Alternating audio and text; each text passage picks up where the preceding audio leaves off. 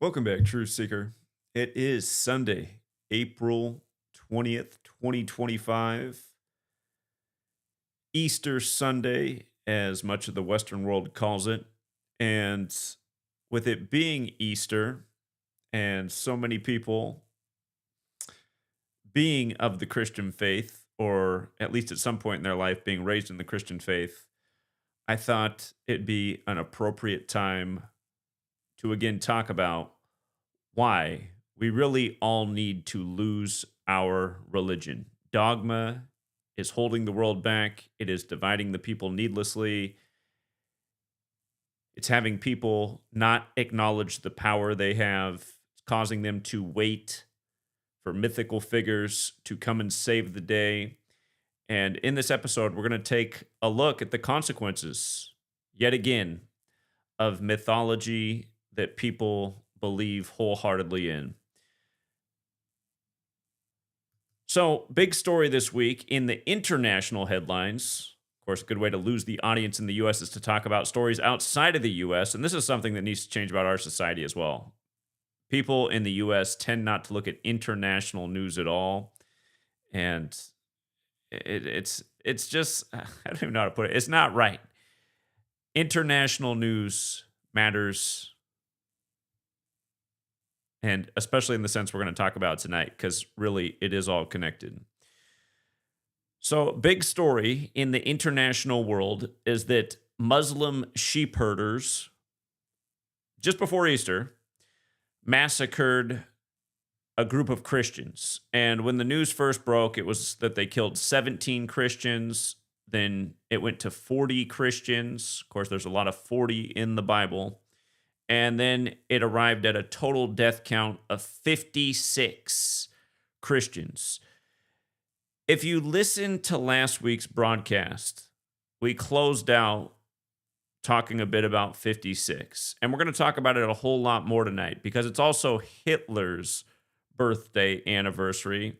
And here we are broadcasting on social media where you're not even supposed to say his name. They say it docks you in the algorithm.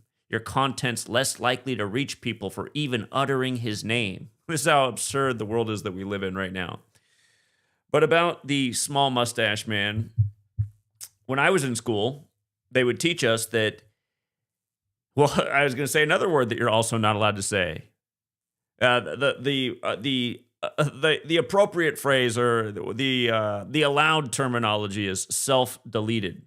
Hitler self-deleted himself is what they would teach us growing up.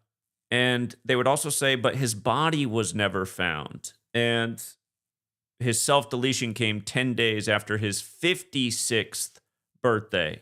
56 again.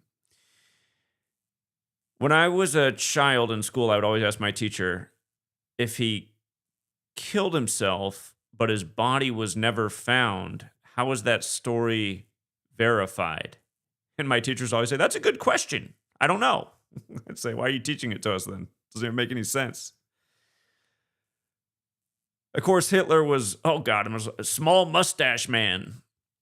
He was blamed for instigating a war, and a war that really doesn't make any sense if you actually look into it. Germany was dead broke from World War I, made to pay reparations for Europe. So how in the world could they have possibly financed a military that nearly defeated the entire world? We'll get more into that. But in light of a man blamed for a war dying at 56, does it remind you of anyone else in the history books? Say Abraham Lincoln, blamed for the American Civil War, assassinated in a theater at age 56. And again, Lincoln blamed the Civil War on the Jesuits, and John Surratt was part of the Jesuit assassination plot, and he's left out of the history books as well, John Surratt. Again, everyone should look that up. But 56 again, 56. And we all know who won the 56th U.S. presidential election, don't we? You know, Lincoln freed the slaves. This guy had a nice suntan. He represented the land of Lincoln. You know, I'm talking about Obama. The one with the Muslim name, elected president after nearly a decade of fear-mongering about Saddam Hussein and Barack. God, I almost Osama bin Laden. Osama bin Laden and Saddam Hussein fear mongering for a decade. Then we get Barack Hussein Obama in the 56th election.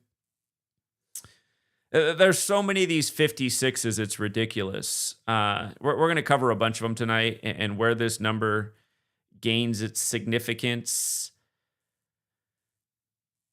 But yeah, let's talk about this. In the days leading up to Easter, big international headline that Muslims slaughter 56 Christians in Nigeria.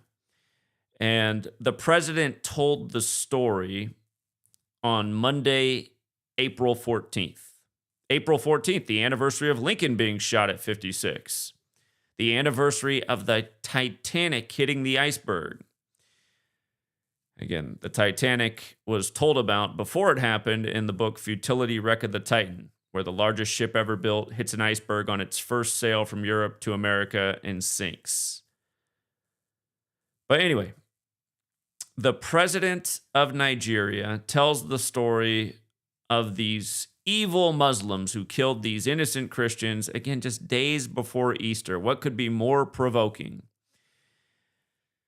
And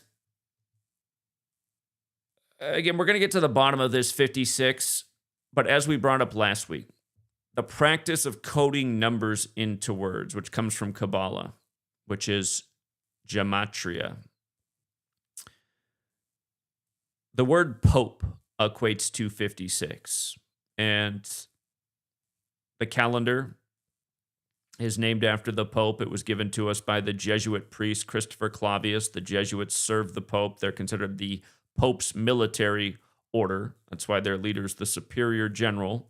Just yesterday, April 19th, was the anniversary of the first Jesuit superior general being named Ignatius of Loyola. But coming back to Nigeria and the president telling the story of the slaughter just days before Easter, the president there is Bola Tinubu, whose name has a gematria value of 117. And he told his story 117 days after the Pope's birthday. And actually, I take that back. The supposed attack and slaughter happened 117 days after the Pope's birthday. And then he told the story the next day, the president, Bola Tinubu, on Monday, April 14th, a day known for tragedy. And consider that date in the majority of the world is written 14/4, a bit like 144. Jesuit order equates to 144. So if you're saying, well, why would the Jesuits, aka the Society of Jesus, why would they perform these kind of demented, divisive rituals? And if you're asking that question, I'd encourage you to crack open your Bible and read it. Luke 12:51 through 53.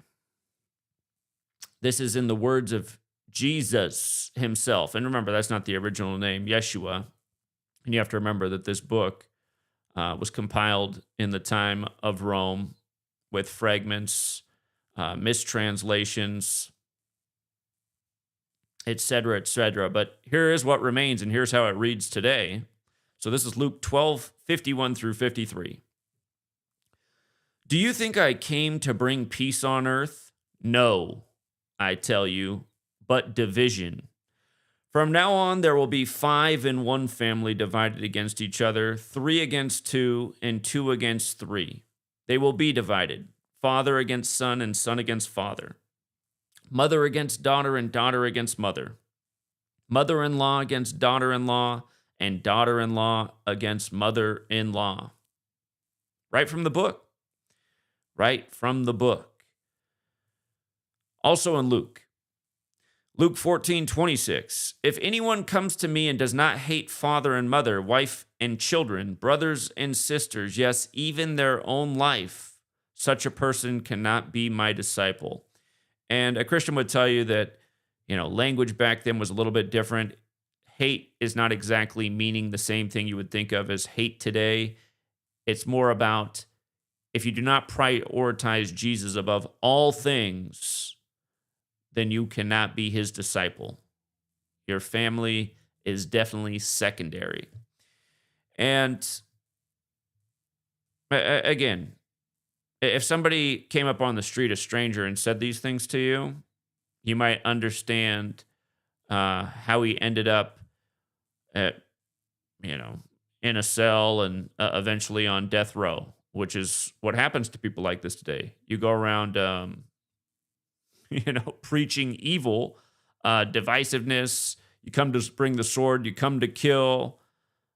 Again, these are crimes. And you think about it in the story, Jesus is seen as a criminal and he's given capital punishment. But yeah, just really think about it. I mean, those are the words of Jesus in the Bible. What has the world been in the time of Christianity? It's been a world at war. Who has instigated the majority of the major wars? The religious. The Catholic Church for the longest time had the Templars waging war after war after war until they were burned at the stake. And then came about the Jesuits in their honor. And again, the Jesuits have the Templar cross right in the middle of their logo. And the Jesuits came out of France, the same place the Templars were burned at the stake. But yeah, it's also transparent. And remember, we're going to get to the corona, the 56 virus, where everything was 56. And let me read that. Let me read that Luke section again and just think about what happened within many households over the corona, where it was simulated by the Jesuit-ran World Economic Forum on the same day the Military World Games began in Wuhan, China, when the Military World Games began in Italy and were first sponsored by the Jesuits. And don't forget that the first case of C-19 was 56 days after Event 201. Do you think I came to bring peace on earth? No, I tell you, but division. From now on, there will be 5 in one family divided against each other, 3 against 2, and 2 against 3. They will be divided, father against son, and son against father, mother against daughter, and daughter against mother, mother-in-law against daughter-in-law, and daughter-in-law against mother-in-law. Think about Cooties 19. It brought a lot of division into households. People who are waking up or already awake, who saw through it, versus the flock, who just goes on believing whatever the authorities tell him. Put your slave muzzle on. Okay. Get an experimental jab. Okay, get one from Moderna. Company ran by 2 Jesuits who's never made a jab before. Okay.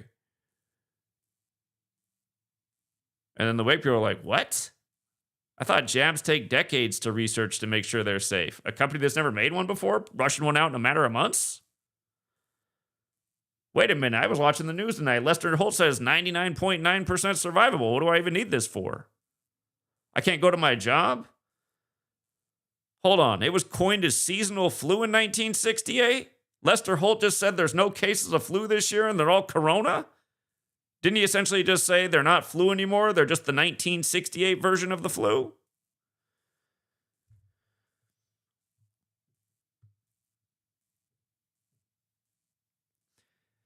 Again, like I've said before, the bedrock of everything that's wrong in this world is religion, because religion is put on children at a young age, and it teaches them to fear going against authority, questioning authority.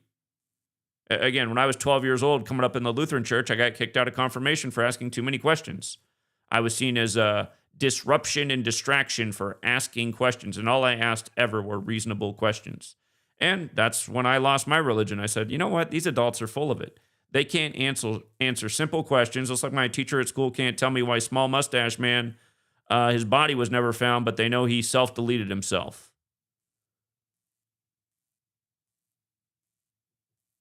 And I noticed back then, the other kids in Sunday school, I knew what they were like outside of Sunday school. Punks. But they acted like little goody two-shoes in church. Probably because they got an ice cream cone afterwards if they got a good report when mom and dad came to pick them up. But anyway, it really is just also transparent what is done to us. Who said the quote, Give me the child until 7 and I'll show you the adult. Look into who said that quote. Because that's exactly what happens to almost everybody in our society. At a very young age, we learn authority, hierarchy. We're low on the pecking order. We better go along with what we're told. We better believe or else. If you don't believe, you could end up in eternal damnation. And then for anyone who actually reads the book, it's just full of all kinds of crazy things from the beginning until the end. I was just reading from Genesis 19 the other day. The two daughters who have sex with their father. I mean, that's not weird. The Bible's just full of weirdo stuff from the beginning to the end. And everyone's so afraid to go, yeah, this book is a steaming load. This book is problematic. Look at all the people in the world hating other people outside of their own faith. They look at the next faith and they go, man, that is so dumb over there. Can you believe anybody believes that? But then they don't have that same opinion about their own faith that they were born into. And it just shows you the power of what you're indoctrinated into and how it shapes your worldview and how it makes it illogical. If you can look at the next man's religion and see that it's dumb and nonsensical, when really it's no different than yours,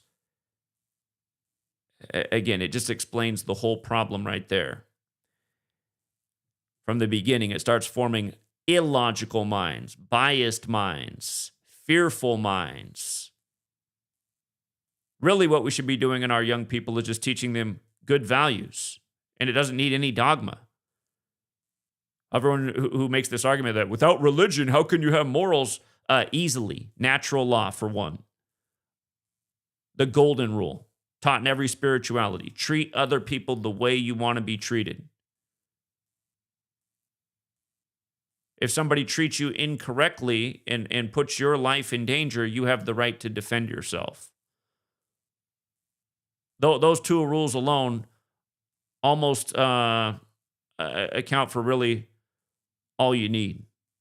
I mean, there could be a few more lines of code you could write. But again, the golden rule, treat other people the way you want to be treated. And it's understandable. It doesn't need to be explained. Everybody wants to be treated kindly. They want to be respected. And if somebody does aim to harm you, you have the right to defend yourself. And see, that's the other thing that Christianity teaches. It teaches you to essentially just roll over and get, bulldozed. Turn the other cheek. Give Caesar what's his. You really look at the faith, and then you take a look at the world. It all starts to make 1,000,000% sense. That's what you see. Illogical people, cowardly people, fearful people, people who trust way too much in authority, people who do turn the other cheek when they get abused by the authority. We're giving Caesar way too much. But yeah, again, if you're out there listening and you're offended, the reason you're offended is because you know what I'm saying is true. And inside, you're all full of fear. You have this fear inside you that if you go against your spiritual beliefs, you could end up with eternal damnation. And that's all your religion boils down to. Fear. That's it. And the average Christian, they don't do anything good because of their spirituality. In fact, they probably do more bad because they've also got this idea that if they just believe in Jesus, all is forgiven and they can have the eternal afterlife. And that is just lame.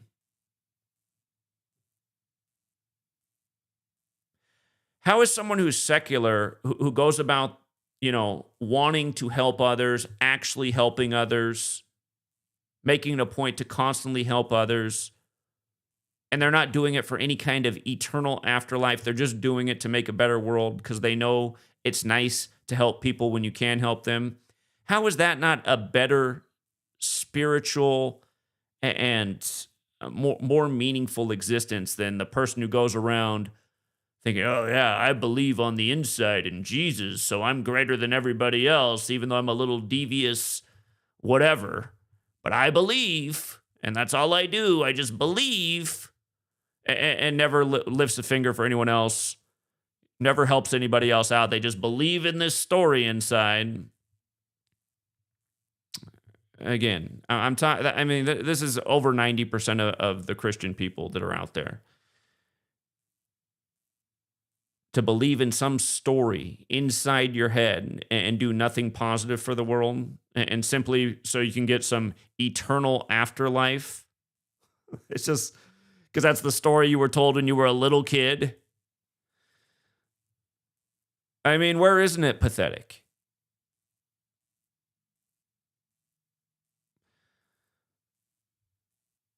Again, if you're out there and I'm describing you and it's making you mad, realize why it's making you mad.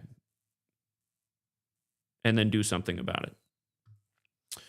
So, yeah, why do you get this divisive, evil story of Muslims murdering Christians right before Easter?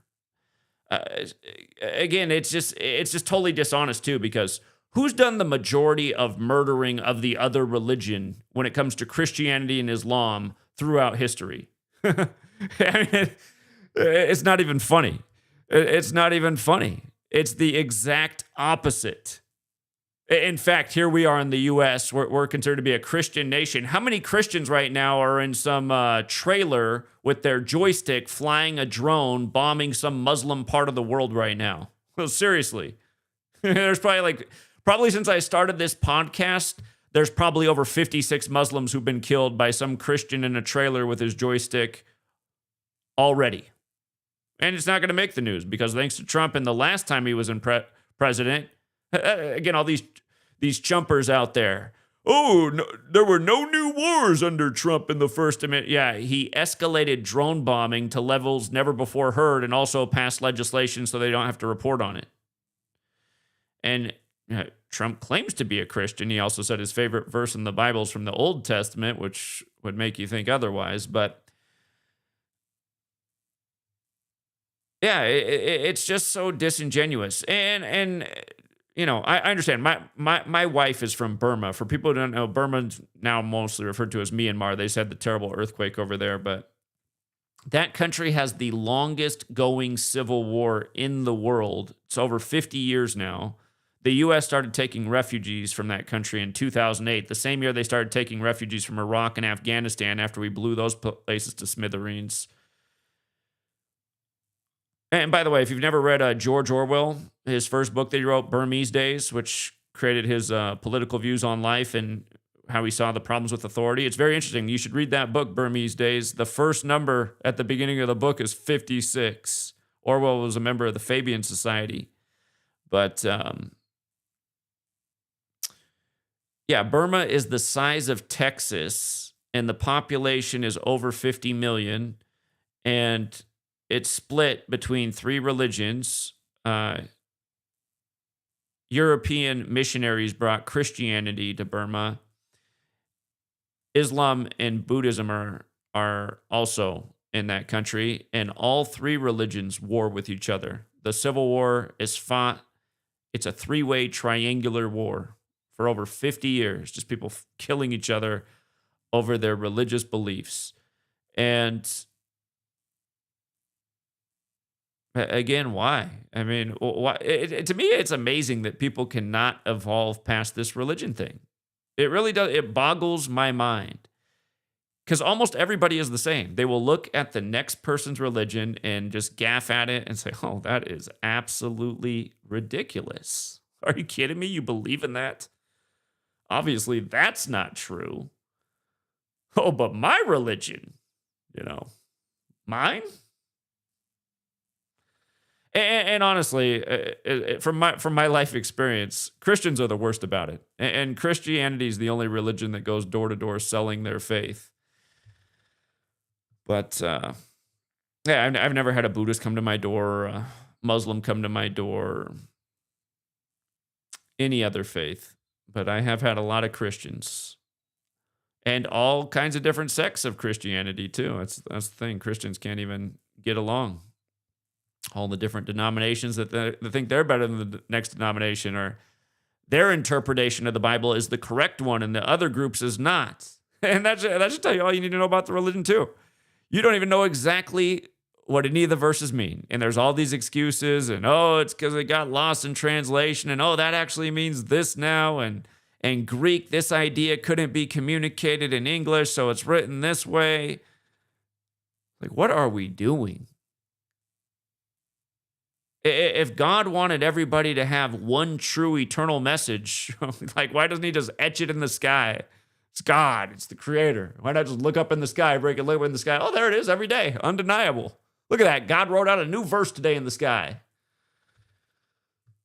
Holy smokes. That, you know what I mean? It's just, it's crazy how illogical people are. And then here's the other thing too. And I meant to get to this point just right off the bat. Say the word Easter out loud. Eastar. Eastar. Eastar. What is the East Star? The Order of the Eastern Star. That's the branch of Masonry for women. East Star. Is that the sun? The star that rises in the east. It resurrects every day. This time of year. Longer days. Greater energy from the sun. The plants are in bloom. Life is resurrecting. The birds and the bees are out. Little birds popping their heads out of the nests. Life just resurrecting all over the place. Thanks to that East Star, which also sounds like Ishtar. And Christians will swear up and down they don't have anything to do with each other. But what are the symbols for Ishtar? Oh, bunnies and eggs. Huh, it's funny how they incorporated that into Christianity, right?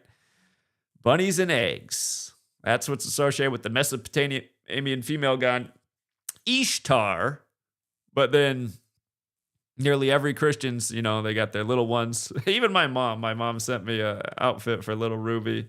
Nice Easter bunny.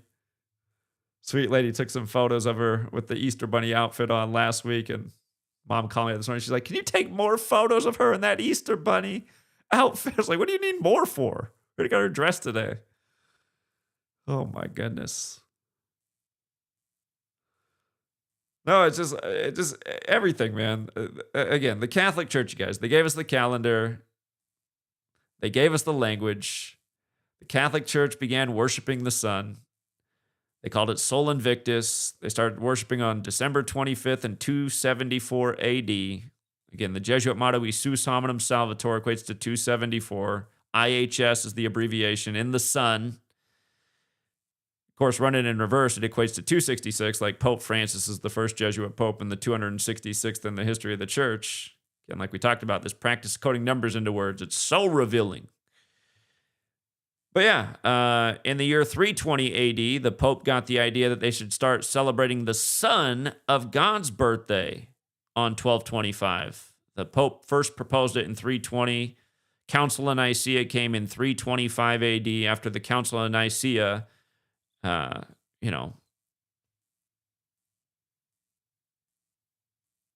Christmas, the Son of God, all that stuff was really standardized. What's interesting about the Pope first proposing it in 320 is Roman Catholic Church equals 320. From 274 AD to 320 is 46 years later. Catholic equates to 46. R.I.P. JFK at 46. And the second Catholic Pope, or not Pope, but President, Joe Biden again, was number 46, elected 46 weeks after the Pope's birthday, after the sacrifice of Joe Biden at age 46.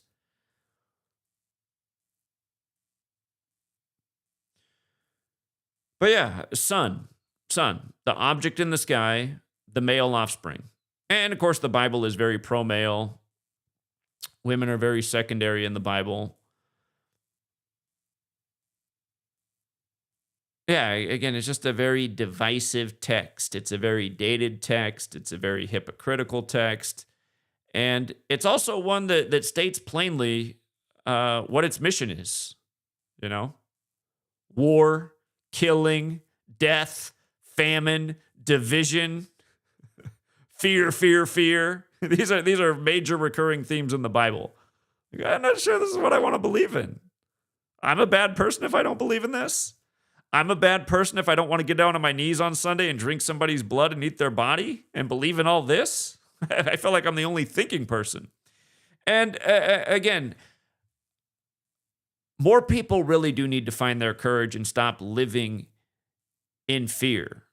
Like I told you, I got kicked out of confirmation when I was 12 years old. And I remember our pastor, it wasn't our pastor who kicked me out, it was the other adults who helped him out. I actually liked my pastor. His name was Pastor Jake. He was a really friendly and well-spoken guy, really patient. I actually liked him. And he asked me if I wanted to speak when the other children. I still would end up going to church sometimes after I got kicked out of confirmation because my mom still went on Sundays. And Pastor Jake asked me when the other kids were graduating from confirmation if I wanted to speak and just say something, I guess just to like make me feel like I was part of the group. And I said, sure. And I still remember that day very well because I remember everybody's faces. I went up before the church where the pastor would speak, where the other kids from the group spoke first, and I explained to the room full of probably at least 100 people why I no longer believed and why nobody could answer any of my questions and how I was punished for that. And I think I told them they should all think about those questions as well. Yeah, just people, just, you know, when people look at you like, oh my God, what is wrong with this person? But really, it's like, no, not what's wrong with me. What is wrong with you? Why do you believe these silly stories that literally make zero sense? Why? And yeah, why doesn't God etch his message up in the sky? God, the creator, can do whatever he wants, right? Isn't that the belief? All powerful, created all things. If he wanted to be understood, and I say he, or even I talk about like it's only one God. Again, that's you know all of us raised in the Bible, we learn one God. How do we not know there's several creators? Again, maybe the atheists are right. I tend to think there is a creator, though. Personally, maybe it's my bias from coming up in the church, but yeah, I don't pretend to know things that cannot be known. That's dishonest in itself. And that's the other thing that these religions make you do through the indoctrination. They make you conform to something that's impossible to know. And so many people, they act like they do know. And the reason why is because they know the other side of the coin. If you don't believe, it's eternal damnation. So you better believe, or at least say you do. Okay. So again, we started here with 56 Christians killed by Muslims in Nigeria. Big international headline in the days leading up to Easter. The president of Nigeria gave a press conference about this killing again on April 14th, 14/4, like 144. For the record, Jesuit order equates to 144. So does Easter Bunny. Easter Bunny. We'll come back to that in a minute. And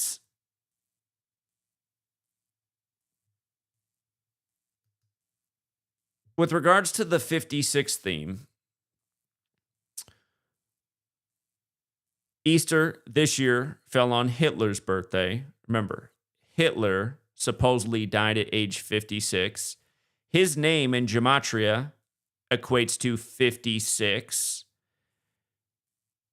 If you look into the SS, they were literally modeled after the Jesuit order. And the formal title of the Jesuits is Society of Jesus, which equates to 56.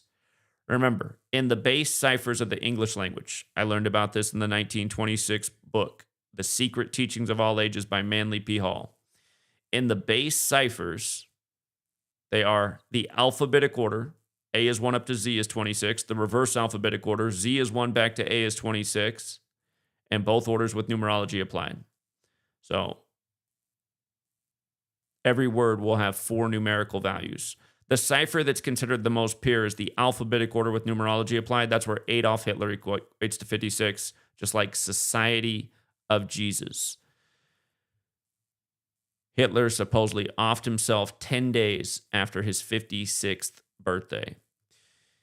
If you want to look up the New York Times article that was published September 16th, 2023, it was titled, "Letter Suggests Pope Pius XII Knew of Mass Gassings of Jews and Poles in 42. And it says that a German Jesuit priest had delivered this information to him, and the Pope remained mum on it. And you should look into the Jesuits and the SS. Again, the SS were modeled after the Jesuits, but the Jesuits were supposedly split over what Hitler was doing. He had many Jesuit supporters in his mission, but he also had dissenting Jesuits. And if you look it up, July 20th, 1944 was the day that dissenting Jesuits within the German regime tried to kill Hitler. July 20th, 1944. A year to the day later, July 20th, 1945, that is when the U.S., through Operation Paperclip, began bringing Nazi scientists to the United States of America. And a lot of them became the leading members of NASA. And notice the moon landing was exactly 24 years later, July 20th, 1969. The moon ruled by Cancer in the time of Cancer, when the astrological symbol for Cancer is 69. Nazis has gematria of 24 and 69 as well. 24 years later, the moon landing. And of course, the lead scientist was Werner von Braun, the same one that wrote the book, The Project Mars, about the Elon. And of course, when Elon did that recent salute on Inauguration Day, that same day, Werner von Braun's wife died. And by the way, July 20th can be written 20/7, like 207. Werner von Braun's name equals 207. And the day that Musk did the salute was the 207th day of his own age. Also, January 20th, Inauguration Day, is the 201st day of the nation's age when you measure from July 4th. And July 20th is the 201st day of the year. And as we talked about last week, the Jesuit order equals 201, just like Ignatius of Loyola equals 201, who's the founder of the Jesuits, just like Jorge Mario Bergoglio equates to 201, who was the first Jesuit pope, Pope Francis, the first to live in Suite 201 at the Vatican, and the list goes on. There's a lot of 201s with the Jesuits.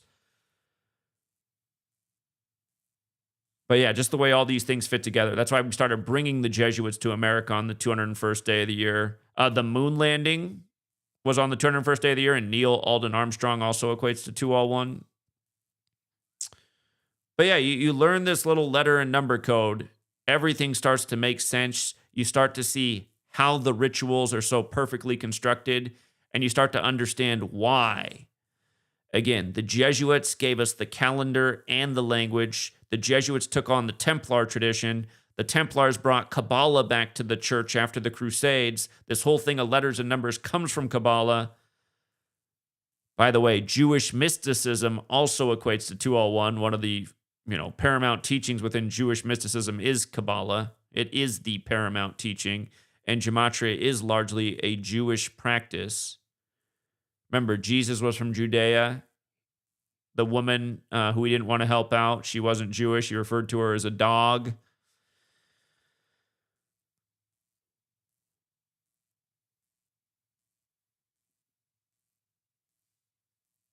And by the way, with regards to Hitler getting bankrolled and building up one of the world's most powerful militaries there ever was when Germany was broke, a great mystery that's really not acknowledged in the history books and never explained. Who do you think was behind it? The church is one of the wealthiest things on the earth. And again, who were the original bankers in this world? The Templars. The Templars were the first bankers. Don't forget what came out of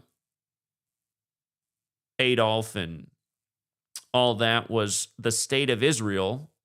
and State of Israel equals 201, and it goes with David Ben Gurion, the first prime minister, dying 201 days after the anniversary of Israel's establishment.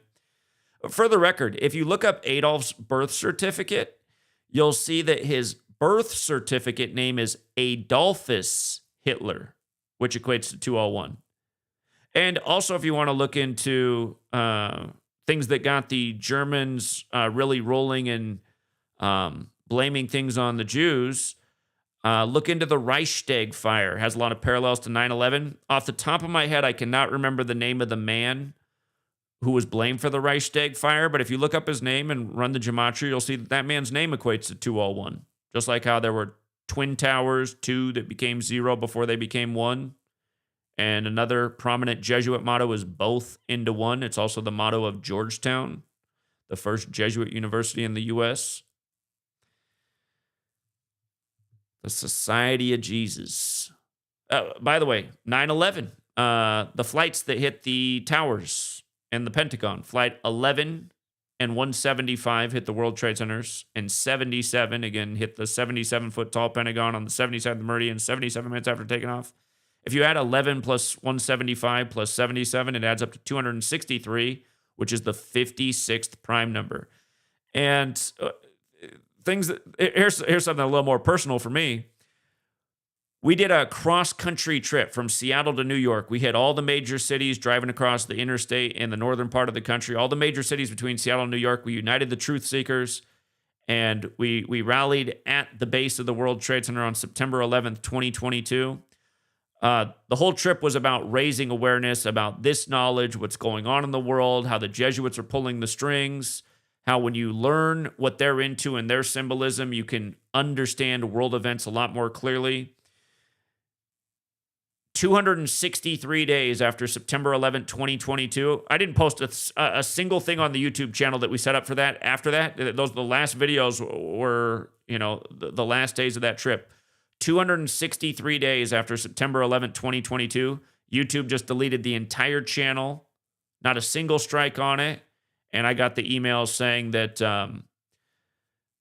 had violated the terms of service. And if you've ever had your channel delete on YouTube, they don't give you any explanation. They just say you violated the terms of service. I thought, wow, 263 days after 9/11, and we were literally on the ground in New York educating about 263 and many other things.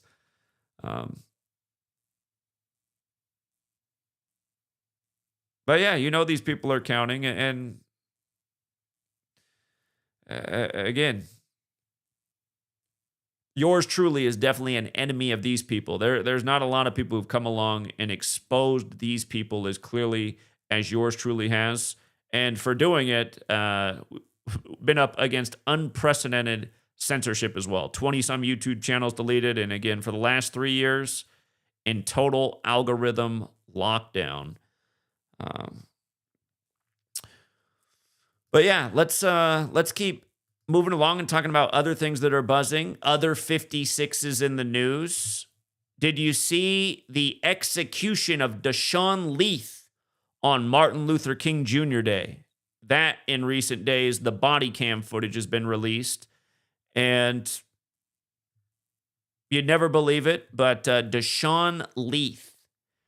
First of all, let's just backtrack a second. Remember, Martin Luther King Jr. was born Michael. He assumed the name Martin Luther after the Protestant Reformation later, who penned the 95 Theses, which brought about the Jesuits 201 months later. And again, eventually, Martin Luther King Jr. was assassinated on the 95th day of the year, and the nation's first gun control legislation came 201 days later. So Deshaun Leith, a young black man, gets executed, and you see it with the body cam footage. Deshaun Leith equates to 56, like Society of Jesus, like Black Lives Matter. And if you've seen the footage, you saw that he had a t-shirt on that said Buffalo. Buffalo. And remember, in Buffalo, you recently had the white supremacists shoot up the grocery store on Israel's birthday. That's a whole nother story. We were out on the ground in Buffalo educating about why that happened on that specific day, the deeper racial history, the whitewashing of the Bible, what the real white supremacy is. But anyway, just about the 4 base ciphers, body cam and Buffalo are an exact match in all 4 ciphers. Body cam Buffalo equal the same 4 numbers in every cipher. This guy's executed on body cam with a t-shirt that just says Buffalo. And here's the other thing to think about with Buffalo. Last year, the Trump assassination hoax. The man killed behind him, Corey Contemporary. His name equaled 195. It was the 195th day of the year. He was part of the Buffalo Fire Department, not the one in New York, but the one in Pennsylvania. Again, right after that was the GOP convention in Milwaukee, and J.D. Vance became the youngest VP nominee since Teddy Roosevelt. And funny enough, Teddy Roosevelt was shot in Milwaukee, but Teddy Roosevelt became president after McKinley was killed in Buffalo. And McKinley was the 25th president, and here we are in 2025. And we're going to talk about J.D. Vance being at the Vatican on April 19th, the anniversary of Ignatius of Loyola becoming the first superior general, as well as with the Pope today on April 20th. We're going to get to that in a minute because it definitely matters, and I think it tells us how history is going to repeat itself. But yeah, this Deshaun Leith killing, just so repetitive, so obvious, and in light of him being killed on 4/4 by a police officer, 4/4, the same day MLK was killed in 68, shooting equals 44, execution equals 44, officer equals 44, kill equals 44. Not an accident. Far from it. But yeah, another big 56 in the news that's buzzing right now. Now again, Pope equals 56, and J.D. Vance met with the second in command to the Pope yesterday on Ignatius of Loyola Day. Remember, Ignatius of Loyola, the founder of the Jesuits, died in 1556, and he founded the Jesuits in Paris, France. Paris, France also equals 56. Again, like Society of Jesus, also like Pope. J.D. Vance recently converted to Catholicism. And if you look up what day he converted, it was August 11th, 2019, 4 days before the Jesuit order's birthday. It was the last Sunday before the Jesuit order's birthday that he converted. And if you measure from August 11th, 2019 to his trip to the Vatican for Easter weekend, it's 68 months and days. 68 months and days. Easter equates to 68. Catholicism equates to 68. Solar system equates to 68. Mathematics equates to 68. Helios equates to 68. Helios is another name for the sun. And remember, the heliocentric model is the one that says the sun is the center of the world that we live in. Everything is orbiting around the sun. And that model was agreed to in the century of the Jesuits, the 16th century. Heliocentrism also equates to 201. And if you're wondering, no, I'm not a flat earther. And I don't think the heliocentric model is incorrect either. But I do think they purposefully encoded the 201 on it in the 16th century. And again, there is a reason that a lot of the world has worshipped the sun. It's very understandable. When I was a child, when I was losing my religion, I started to have the thought, because I didn't even know what the word pagan was when I was 12 years old. But around the same time that I started to realize that my Christian religion didn't make sense and the adults couldn't answer questions and I'm getting punished for asking decent questions and these people aren't righteous and I'm not going along with these people who seem wicked and ignorant to me, I started to wonder, like, why don't people just worship the sun? I started to just have these thoughts on my own, just organically. I was like, the sun is, I mean, without the sun, how do we live? It makes everything possible. That, like, to me, that's worth worshiping. It's worth worshiping the sun. You know, I didn't realize there was such a thing as sun worshipers, but it just made sense. I was like, we don't need to argue about it. It's right there. It comes out. It makes life possible. And keep in mind, I'm growing up in the Pacific Northwest, west of the mountains, where it's cold and wet most of the year. So when the sun does come out in the summer, it's just the greatest thing ever. If you've ever been to a place like Seattle on a clear day, it really is one of the most beautiful places in the world, a place surrounded by mountains. You wouldn't know it 9 months out of the year because it's just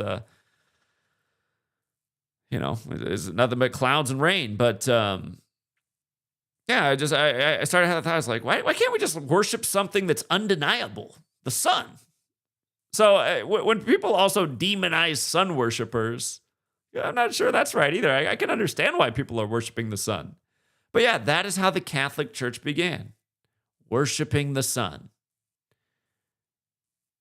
At the time that it makes its final descent and the days start to get a little bit longer. That's what's happening right at the winter solstice, right? That's the darkest day of the year. And then in the days after, they start to get a little bit longer. They start to resurrect. It starts to be reborn. And then by the time you get to the spring, you're like, oh, this is just the greatest. It's beautiful outside. And keep in mind, once upon a time, springtime is when people celebrated the new year, which also makes sense. Why do we not celebrate the springtime as the new year? That is when everything is anew. I mean, look outside your window right now. Are the flowers coming out? Is the grass starting to grow again? Are the birds and the bees out? Well, of course, if you're in the southern hemisphere, it's different, right? It's opposite. But in the northern hemisphere, everything is anew. I'll tell you why they moved the new year to the dead of winter. It's because they are a death cult. They're a death cult. Everything is about death. Fear death. Remember the death. Wear the cross. He died for your sins. It's a death cult. Everything is dead when we celebrate the new year. And if you follow my work, man, it gets ugly around the new year. Celebrities are just dropping dead left and right. Anyhow, J.D. Vance at the Vatican. And something that stood out to me is J.D. Vance and Gematria equates to 59, like Pope Francis, like the Vatican. They all equate to 59. And remember, Benedict stepped down on the 59th day of the year for Pope Francis. Pope Francis, if you run Pope Francis in reverse, it equals 58. Forwards is 59. He became a Jesuit in 1958. He earned his one-year status with the Jesuits in 59. The 59th presidential election is the one that Joe Biden won. Exactly 46 weeks after the Pope's birthday, he became number 46 when Catholic equals 46. Don't forget, Beau Biden died at 46, 201 days before the Pope's birthday. And the same Jesuit priest, Leo Jeremiah O'Donovan, whose name equals 201, did the funeral for Beau Biden and the inauguration for Joe Biden. And again, Inauguration Day is the 201st day of the nation's age, and the majority of the world writes that date 20/1, and that was not always the U.S. Inauguration date. It got moved to that, just like how the Capitol got moved to the Jesuit stronghold. And just with regards to the religion and authority and believing and going along with lies, again, our elections, they're completely rigged, they're completely illegitimate, they're completely deceptive, and they even incorporate the Bible. And this year, the chump didn't even put his hand on the thing. This year, when they swore in the chump, he didn't even put his hand on there. And don't forget, he runs on Mega, which is the highest degree of the Church of Satan. And don't forget that Obama, he told the joke at the White House Correspondents' Dinner on the Church of Satan's 45th birthday, April 30th, 2011, with Trump in attendance, that Trump would become number 45. And he also told the joke that he was from Africa, and he showed himself as Simba from The Lion King. Simba equals 44, like he was number 44. Remember, just a couple years ago on Obama's birthday, one of the circulating headlines was the voice actor for Simba was dead for The Lion King's birthday. The winner of the 56th presidential election. But okay, about this 2 days at the Vatican for J.D. Vance. Yesterday on Ignatius of Loyola Day, and today on Easter. Again, I got to put two things together here to think about. We talked about the parallel with McKinley, the 25th president, and his assassination in Buffalo, which brought about Teddy Roosevelt, who was shot in Milwaukee, who was the youngest VP nominee until J.D. Vance, who was nominated in Milwaukee. April 19th, the day that he met with second in command at the Vatican, was the 109th day of the year. The word shooting equals 109. Remember last year, the Dodgers defeated the Yankees in the World Series, getting their 109th win of the year 109 days after the shooting hoax, and Los Angeles equals 109, and so does Yankees. And the last three times the Dodgers beat the Yankees in the World Series was in a year that a president was shot. Trump last year, Reagan the time before, JFK the time before that. And also, don't forget, last year, right before the World Series began, Fernando Valenzuela and Rudy May dropped dead before the game, and they'd pitched against each other in Game 3 of the last World Series between the Yankees and Dodgers, the year Reagan was shot. So 109 has this big shooting connection. It has this big military connection. Military equals 109. It's also the anniversary of the start of the American Revolutionary War. The Shah heard round the world. So fast forward to today, Small Mustache Man's birthday, the 110th day of the year. President equals 110. And for the record, so does Adolf Hitler. The big way Adolf Hitler's 110, who was a president born on the 110th day. At least so we're told.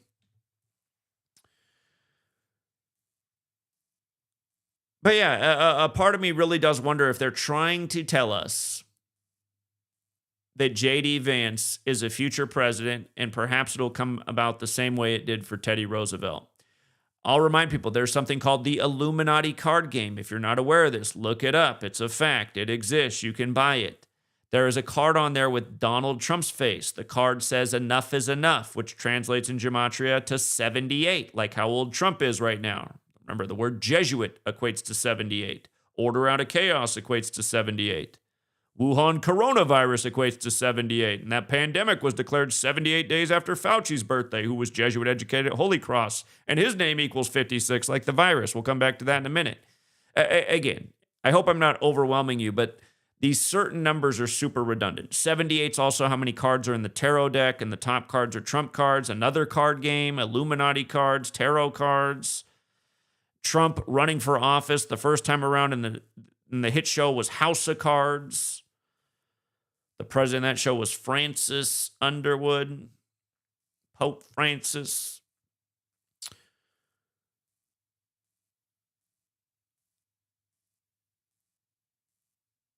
The other piece about this is, like I said, J.D. Vance became a Catholic 68 weeks before this meeting.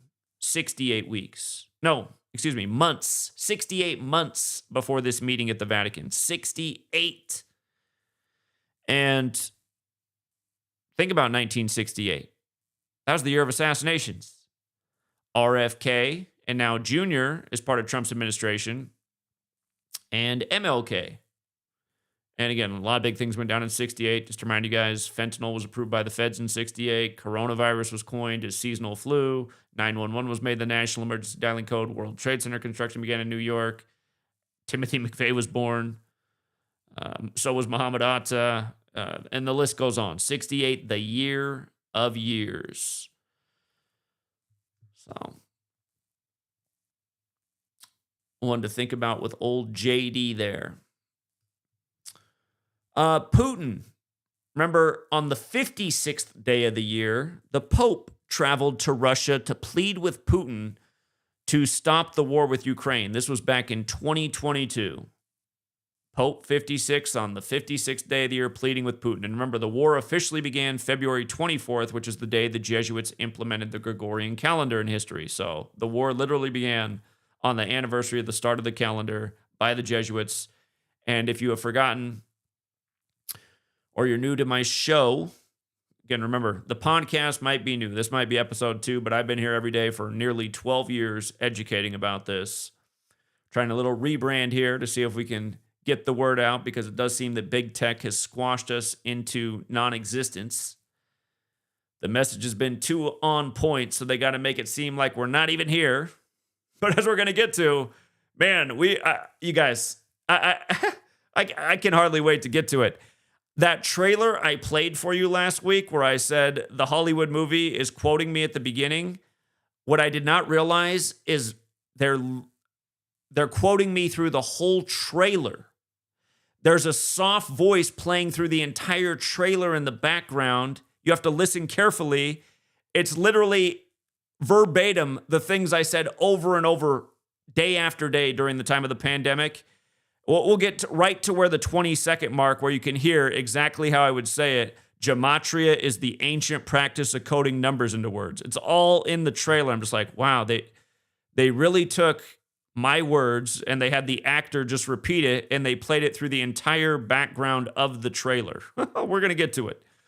The trailer that begins with the big 56 thing. But anyway, coming back to this, never forget that Putin and Biden met on Pearl Harbor Day, December 7th, 2021, 201 days after the first ever Jesuit Ignatian year began. 201 days on the nose. Again, the first ever Jesuit Ignatian year began May 20th, Cannonball Day, which was the 500th anniversary of Ignatius Loyola being shot with a cannonball, which changed his life and took him from a warrior to more of a monk. And the Ignatian year ran more than a typical calendar year. It ended July 31st, 2022, which is the day that is celebrated as the Feast of Ignatius Loyola, the day he died. And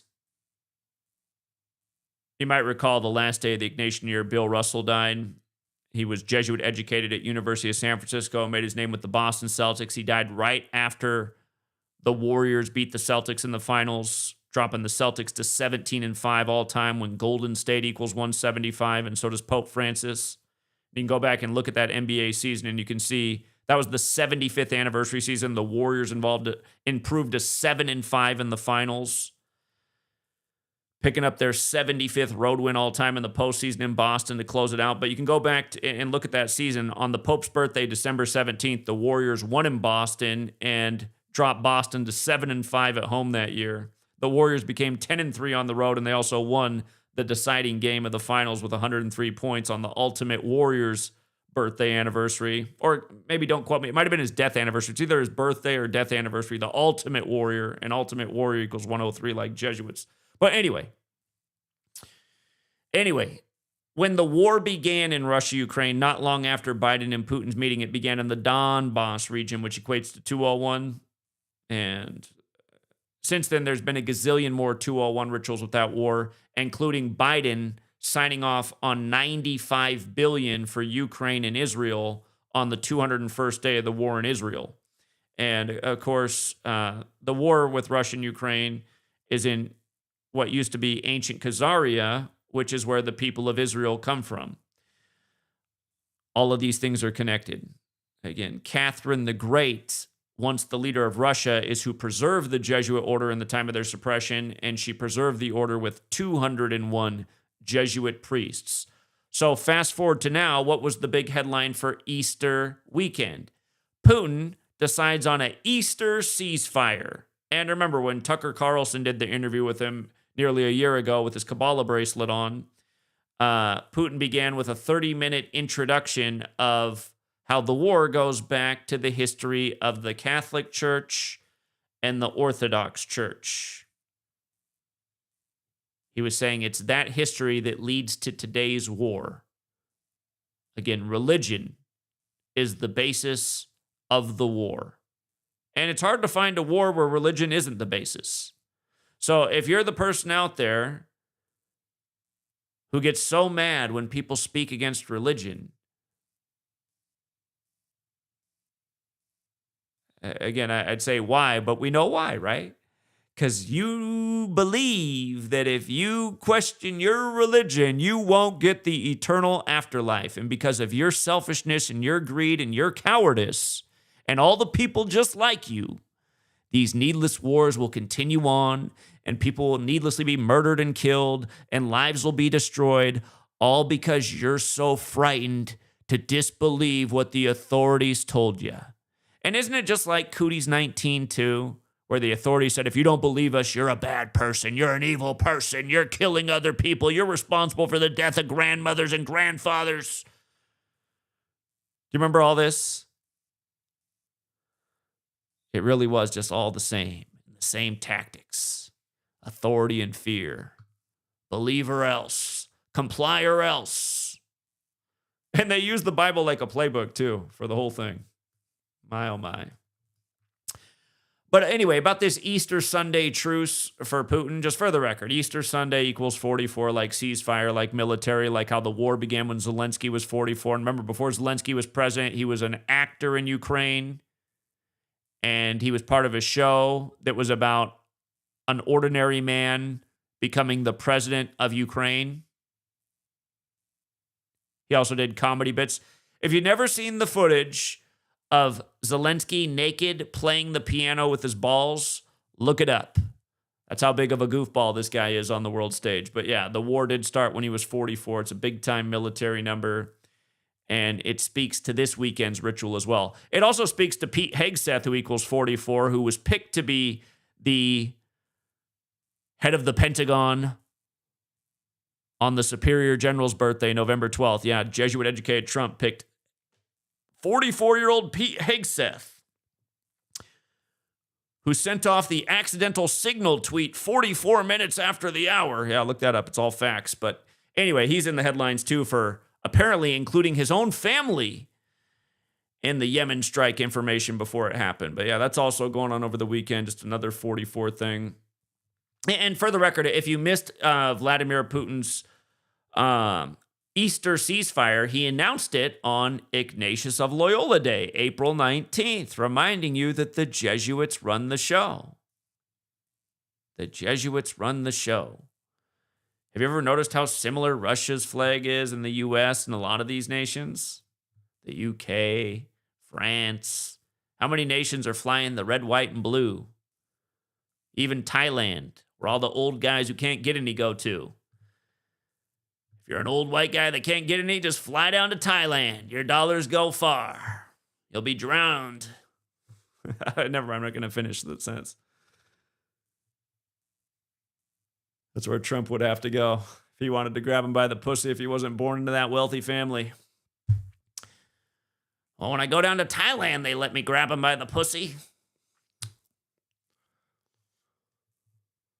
Okay, so yeah, that also happened this weekend. Just reminding you who's running the show. All right. I am going to play this trailer. And we'll see if they ding me for playing it all the way through. You really, actually, I'm not going to play it all the way through. I encourage you to look this up. Look up the Eddington trailer. E is in elephant, D is in Don, D is in Don, I is in Isaac, N is in Nancy, G is in Gary, T is in Tom, O is in Onion, N is in Nancy. Military guys are like, that's not how it goes. Sorry, I'm not in the military.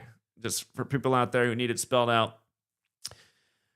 Look up the trailer for this. I'm going to play the first 20 seconds. It's very obvious at the beginning. If you're new to my work, what's said at the beginning about Tom Hanks and the lab and 56, these are all things I talked about a gazillion times. I wrote a book about it. Again, you can look up my book, Number Games 9/11/2, Coronavirus. Coronavirus equals 56. 56 rituals all over the place during the scandemic. But listen very carefully. You can hear that the voice that you hear at the beginning, it fades out because they put other sound over it, but the voice plays through the entire background of the trailer, and it's right at 20 seconds. If you're listening very carefully, you can hear him say, Gematria is the ancient practice of coding numbers into words. A phrase that's come out of my mouth a gazillion times. Check this out. It's crazy. And then we're going to talk more about this movie because it comes out right before my birthday, too. Oh, listen. Of course, they keep looking at that lab in Wuhan, China. If you look at that lab in Wuhan when that was established, it was 1956. Of course, that was the year Tom Hanks was born, the first celebrity with the virus, Mr. Sleepless in Seattle. If you value your life, you should think twice.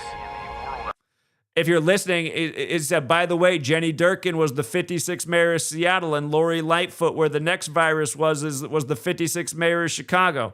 These are all things that I point out a million times. So it's not my actual voice, but no doubt they're reading a transcript of one of my many YouTube videos or straight from, or paraphrasing what's written in my book.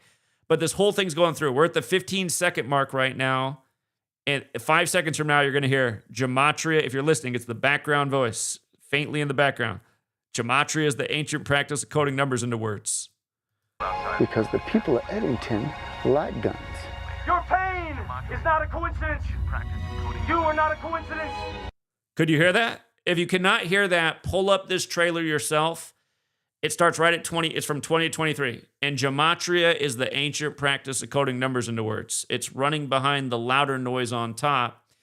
If there's anybody out there that's good with audio, I think maybe I don't have the program, but I think like if you buy I have a Mac, if you buy I think it's called Logic, the audio, you can take an audio file like this and strip all of its layers. I'm almost tempted to buy it just so I can do that to this because it just blows my mind. But yeah, the director, again, who's making this film, I'm pretty sure what happened is I probably got on his radar because I did 2 rather long videos breaking down 2 movies that he made, his 2 biggest movies, Hereditary and Midsummer. Again, if you have not seen these movies, they're disturbing, but I think they're worth watching because I think they're insights into what's going on in this world and into the occult. Hereditary is about a family member who dies, a grandmother, and none of her other family under her realizes that she's part of this cult that's trying to bring a demon into the world, Paimon. And you know what's crazy is I have an old blog. It's freetofindtruth.blogspot.com. They've deleted at least 10,000 posts from it. And as time goes on, they just delete more and more posts from the blog. When I started that blog, Google didn't own it, but Google bought Blogspot. And I've never figured out a way to secure it from Google's hands, but Google's been constantly deleting information from there. They have now deleted even my posts on the Hereditary movie, and it just annoys me, man, that they can do this and just delete. So, because I put a lot of effort into my posts, a lot of screenshots and writing, and some of those posts took me hours to put together, and they're just gone from the internet.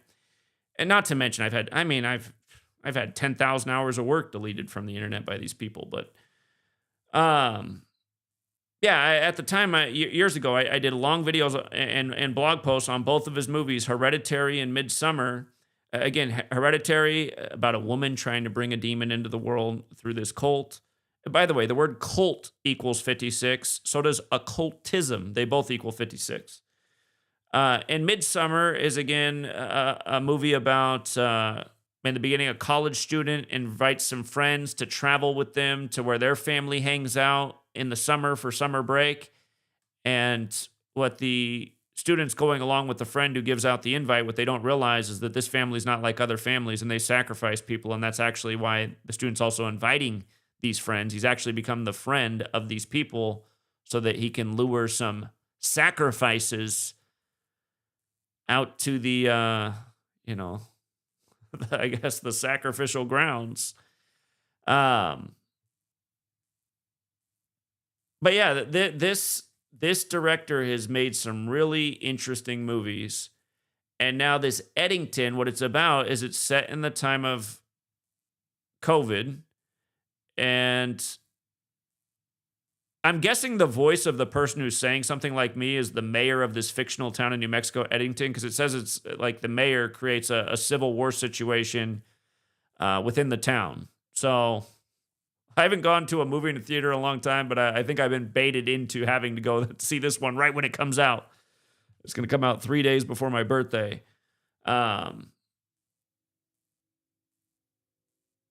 But yeah, I'm gonna try and play this again one more time. If you were trying to hear and you didn't hear it the first time, it is very difficult because the sound is being played in the background under a layer of sound that's much louder on top. But I'm going right to the spot where the person begins to say, and Gematria is the ancient practice of coding numbers into words. It's not a coincidence. You are not a coincidence. We are not a coincidence. I love the coincidence thing right over the top too with the louder layer. I'm gonna have to really pay attention to this, man. Oh my God. No, oh my God. It blows my mind. It blows my mind that this has been done. But check this out too. All right, so this fictional town in New Mexico. Eddington, NM, like how you would write the town on an envelope equals 56, right? And in 2020, all the big stories were 56. You might recall at the beginning of that year, Trump took out Soleimani. And that's a brewing narrative in the background, too, with this underlying possible greater war with Iran through Israel. Remember when Netanyahu came back, he came back into power on Albert Pike's birthday. Albert Pike, who wrote the letter about 3 world wars. That reminds me. I forgot to mention the greater significance of 56. So, and again, different translations of the Bible are different, but in numerous translations of the Bible, Genesis 1 through 11, 56 male names are said. And some of them are repeated. So it's not 56 different names. Some are said multiple times, but there's 56 male names said in Genesis 1 through 11. Society of Jesus equals 56. Jesus equals 11. 56 in numerology is 5 plus 6 is 11. The word Abrahamic equals 56. The word three, when spelled out, T-H-R-E-E, equals 56. There are 3 Abrahamic religions: Judaism, Christianity, Islam. 3, the Trinity. The word light equals 56. God makes light in Genesis 1:3. In the 3rd verse is where light is made. This is at the very least a large part of where 56 gets its significance from. But in 2020, again, everything was 56. If you spell out 2020, it equals 56. If you spell out Soleimani, again, assassinated at the beginning of the year, 56. Society of Jesus, 56. Washington, D.C., 56. Coronavirus, 56. Anthony Fauci, 56. 2020 was 56 years after Trump's Jesuit education began at Fordham in 1964. Cuomo, the governor of New York, was the 56th governor, also went to Fordham. Gavin Newsom equals 56. He was the first governor to lock down his state, Jesuit educated at Santa Clara. He said 56% of California will get coronavirus in 8 weeks, which is 56 days. Toilet paper equals 56. Do you remember how the coronavirus was selling out the toilet paper at the start of the scandemic? Mind control equals 56. That was a ritual. Again, just telling people anything. It didn't even make sense. How could coronavirus cause toilet paper to sell out? It's not like it was giving everybody diarrhea. Why would it cause a toilet paper shortage? It didn't even make sense other than if you knew Gematria. It's like, look at this. They're just putting anything 56 together. Everything is 56. 56-year-old Boris Johnson announces the 56% more infectious UK strain. Trump promotes Regeneron, the very expensive get well coronavirus thing if you're wealthy. Regeneron 56. What else happened in 2020? Everyone was in lockdown, and then they gave people an excuse to come outside with the Black Lives Matter riots. Black Lives Matter equals 56. They painted Black Lives Matter on Church Street in D.C. on the 5th day of the 6th month, June 5th. For the record, Ronald Reagan equals 56. He died on that day in history. Church Street in D.C. is 16th Street. Remember, the Jesuits, the 56 gang, they were created in the 16th century, and Washington, D.C. is their stronghold. So do you think it's an accident that Church Street is 16th Street? There were numerous power outages in parts of the world that year as well. Power outage 56. Natural disasters were terrible that year, 56. Climate change equals 56. A lot of headlines said the silver lining of COVID was that it helped get some of the Agenda 21 and 2030 goals in line to curb climate change, another big fat 56. So many celebrities turned 56 that year. Bill Gates' wife turned 56 that year. She comes from a family of Jesuit priests, has the same birthday as the Jesuit order, August 15th. Bill Gates' protege, Jeff Bezos, turned 56 that year. Dan Brown, who wrote the Da Vinci Code about the Illuminati and the Catholic Church, turned 56 that year. There was something about the Harry Potter author and COVID that was 56. I don't have it on the notes I'm looking at in front of me, but there was another 56 ritual with her. It's escaping me right now. There were food shortages that year. Food shortage 56. Unemployment became an issue that year. Unemployment 56. And it all spiraled out from the corona. And don't forget, there was the major death of Kobe Bryant, who was buried in Corona del Mar. Corona del Mar, 56. Kobe Bryant equals 41. He died on the 41st day of the Pope's age while traveling from Catholic Mass. If you've never read my 2017 book, Letters and Numbers, it talks about how all roads lead to Rome. There's a section in there on rig sports and Kobe Bryant and how 41 defined his whole career. That was written 3 years before he died at 41 on the Pope's 41st day of his age, traveling from Catholic Mass. And then they had to tell you that he was in the middle of a pharmaceutical battle over his Black Mamba branding. Don't forget that propaganda film, that half-truth that came out called Watch the Water, that said they were putting snake venom in the water. Watch the Water equals 56. That's the other thing about this knowledge, too. You can see why some stuff goes viral. You can start to see how it's controlled opposition, and it's actually meant to make people look dumb. You know. Problem is, like, a person like me can explain their points and defend their point all day.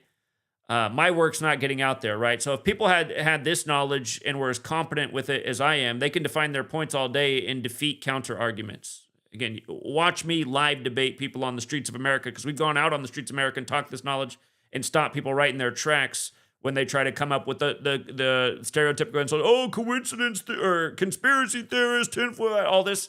You shut these people down in no time. But a lot of people aren't getting my information. They're getting the Watch the Water, and they're like, oh, I know what it is. Viper venom's all in the water. That's why. It's just like, come on, man. There aren't enough snakes in the world. Yeah, Watch the Water was another big fat 56. Oh, man. I'm trying to remember the thing that actually went viral right away at the beginning, too. And it got shut down, and then they put out another one and charged for it and made a bundle. That thing, I can't remember the name. It was also 56. It's escaping me. It was like the first documentary about COVID on the internet that only lasted for a number of days, but it got millions of views in those days, and then it got totally shut down. But then it had a whole lot of interest, and they put out a part 2 for money. I can't remember the name, but I do remember it was 56. Controlled opposition's a real thing.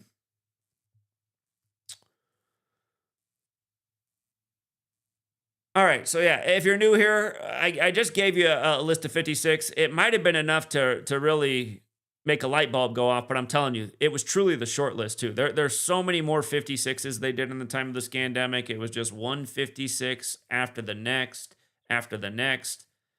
You'd be watching the news, and the breaking news: Wisconsin is the state with the most antibodies to COVID-19 with 56%. You'd be like, what? God, everything is 56. Okay. So here, just to bring it back today, since it's Easter, and trying to talk about religion and why we need to get rid of it, because it's bad. It's bad. It literally brings bad into the world. It does something to people's brains that make them worse than they should be, keeping people from reaching their potential, turning them into believers instead of thinkers, trusting way too much in authority and fairy tales from authority, rather than having the courage to say, okay, you might be the authority, but you sound full of shit right now. A lot of people need to say that a lot, because it happens all the time. But anyway, Pete Hegseth. Again, go back and look and see what day Jesuit-educated Trump picked him. You'll see it was November 12th, which is the Superior General's birthday. The leader of the Jesuit military order, which again moved the nation's capital to Washington, D.C., and set up that Pentagon. For the record, the word Pentagon equals 38, like death, like murder, like killing, like RIP, like Washington, D.C.'s on the 38th parallel. It's a reminder that we deployed troops needlessly to Vietnam on March 8th. Darker complected people died in horribly awful, disproportionate numbers.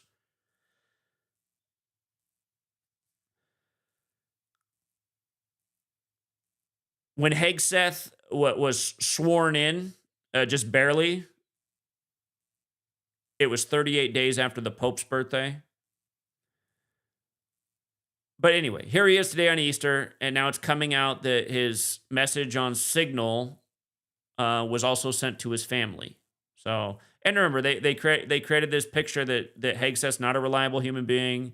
He's someone who's suffered with drug and alcohol problems. He's a womanizer. He's shown up to work many a times completely wasted. So, for all the people who don't realize that your entire government's a puppet show, and that's where the phrase political theater came from, and they actually think Hegseth's running the military, or any of these puppets run the military, from the last guy to Mad Dog Mattis. Mad Dog Mattis, there's a gazillion 44. Mad Dog equals 44, so does Mattis, just like Pete Hegseth, who's 44 years old. Again, these people aren't really running anything. They're puppets on strings. They're characters. But for all the people that don't know that, they're thinking, "Oh man, I bet Hegseth was wasted when he sent. I bet he was listening to Jimmy Buffett's Margaritaville." You know? No, it's just more divisive crap. And it's what keeps people going like, "Oh, I voted Republican this time, but I'm already ready to vote again. I'm voting Democrat this time. This time I'm going to vote Democrat." You know, that's what they got everybody doing. And then the Democrats will be trying to, "Oh, man, I don't know. I think I have to go Republican this time. I think this time I'm going to vote for a Republican." This is what America does. Some people voting every 2 years, some every 4. "Oh, I can't believe it. I don't even know who to vote for this time. I'm going to flip a coin." But yeah, anyway, it's just perfect how they put it together. Signal chat equals Easter in Gematria. So the signal chat's the controversy. Okay, we see why bring this up on Easter. It equals Easter. Again, Easter Sunday also equals 44, like Pete Hegseth, like military. And did you guys catch the when he was first going through the confirmation process, somebody asked him how he stays fit, and he said he does 5 sets of 47 push-ups a day. I found that funny because obviously the 47 thing, but if you actually do the math on that, that's 235 push-ups a day. If you write out the Society of Jesus, it equals 235. Today is 47 days before his upcoming birthday. How about that? 47 days. The Yemen strikes, the big thing that he shared about that he wasn't supposed to, even with his own family. Yemen strike equals 144, like Jesuit order, like Easter Bunny. And actually, if you pull out the base ciphers, Yemen strike and Easter Bunny equal 144 when you run the alphabetical forwards, 153 when you run it in reverse. Just like, actually, Easter Bunny, Yemen strike, Easter Bunny, and Jesuit order. They're the exact same forwards and backwards, 144, 153 in all three. Yemen strike and Easter Bunny are both 63 when you run it in reverse numerology. Yemen strike and Jesuit order are both 54 when you run it forwards with numerology. Easter Bunny's 45 in that cipher, reshuffling of the same numbers. But, yeah, and remember, the bunny, the egg, the rabbit, that goes with Ishtar, which the Christians say has nothing to do with Easter. They just sound similar. And they're both celebrated at the same time. And then those same Christians say, bringing the tree in the house has nothing to do with the pagans, even though that's what the pagans did. Okay. What is this? Is it just all denial? Is everything just denial? It is. It is all just denial, isn't it? It's like, don't you see how the Catholic Church, they celebrate the Son's birthday on this day, and then they start celebrating the Son of God on this birthday because they wanted to pull more people into the church, get other people with different beliefs, but they just want them all under their umbrella. So, okay, here. We'll even make it all sound the same. We'll use the same word for the object in the sky and the male offspring. Where Eastar, worshiping the Eastern Star, the sun, Easter. It's back. It's brighter. Oh my God.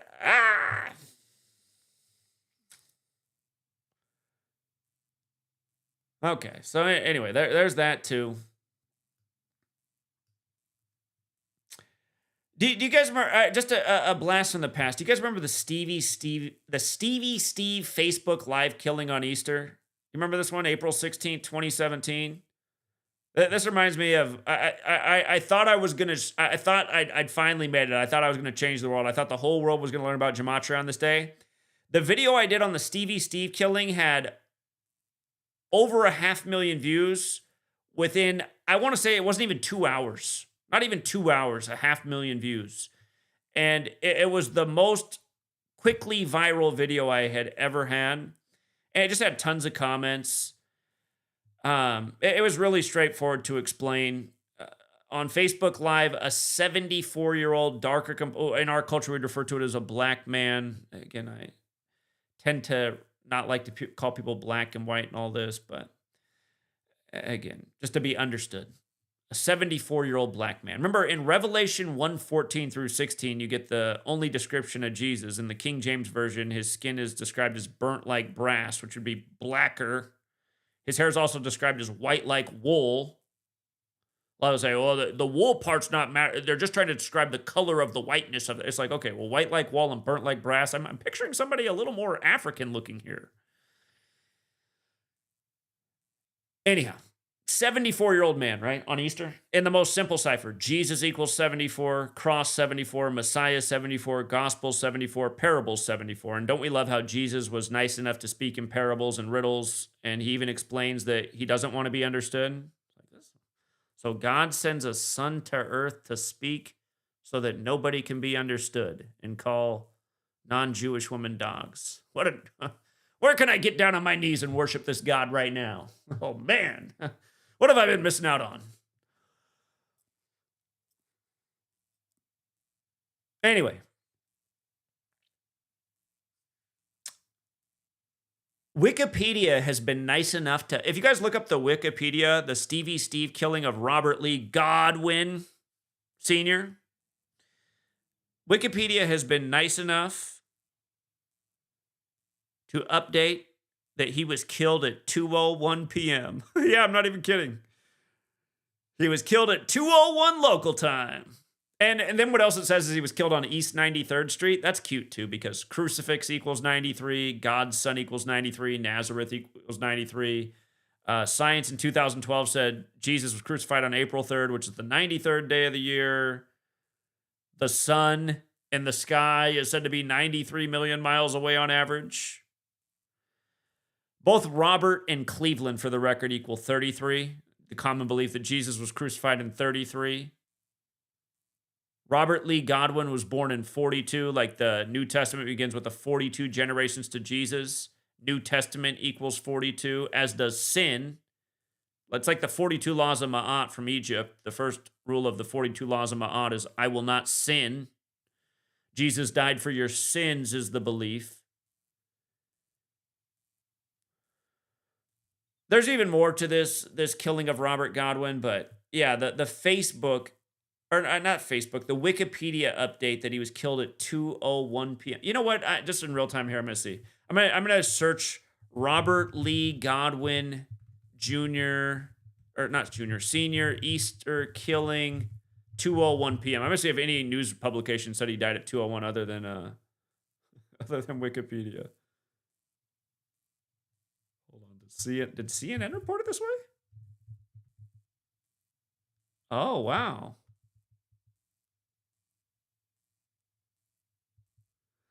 Oh, okay. So I pulled up the CNN article. It did have a 2:01 in it, but actually what it is CNN's video, the manhunt for the killer. The story of the manhunt for the killer is 2 minutes and 1 second long. Go figure. Shows one of those armored vehicles in Cleveland that all the police departments got after 9/11. Remember when the founder said you didn't want standing armies in your country? That was a great sign of tyranny. And then after 9/11, when 2 towers become 0 become 1, all of a sudden all the police forces look just like the military. Armored vehicles, crazy body armor, upgraded weaponry. Nobody knows what hit them. Straight up art of war. Don't forget, art of war, the only reason we know about that text is because of the Jesuit priest, Father Amiot. And don't forget how they put the art of war code on everything either. Art of war equals 102, the reflection at 2:01, just like World War. Again, 9/11 was simulated by the feds with Amalgam Virgo on June 1st, 2001, 102 days before the attack. Cover document is Osama bin Laden's face. Al-Qaeda equals 102. From the cooties pandemic being declared to the war in Ukraine beginning was 102 weeks later. And remember, right as they were ending cooties, they fired up the war in Ukraine. They got to keep the wars going, from war on germs to funding the war in Ukraine. There's always got to be a war to make sure the bankers are making their money. Taxpayers pay the bill plus the interest. People at the top collect. The church, the original bankers, the instigators of so many wars. Speaking of 2:01, also buzzing in the news yesterday on Ignatius Loyola Day. Remember Ignatius Loyola, the founder of the Jesuits, 2:01. 2:01's a lot like 21. The Jesuit order equals 2:01 the big way. Jesuit the small way equals 21. Yesterday, buzzing in the news, a young college football player dead at 21, supposedly from an accidental gunshot. His birthday, June 13th, the day leaving 201 days left in the year. Same day Netanyahu stepped down before he came back to power on Albert Pike's birthday. And what's sad is from his birthday, June 13th, to the day the news broke of his accidental death by gunshot. Remember, by shooting on the 109th day of the year, shooting 109. From his birthday to the news breaking was the 311th day of his age. 311 is 201 in base 8 counting. Do you remember how Event 201 was the pandemic simulation and the pandemic was declared on March 11th or 311? Again, 201 and 311 have a direct mathematical relationship. Also, another number that has a direct relationship with 201 in mathematics is 256. 256 is the 201st composite number. April 19th, Ignatius Loyola Day, is the day leaving 256 days left in the year. It's the 109th day of the year, leaving 256 remaining. So, day has a double 201 connection, and young McGee is the one who's announced dead on this day. And McGee equals 21 like Jesuit.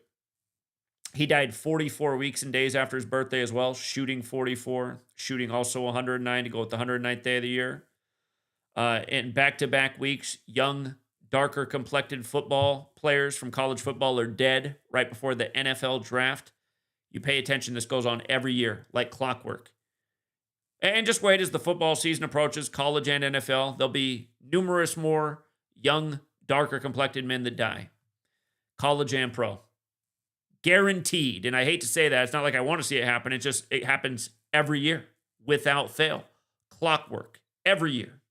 Every year. As sure as the sunrise.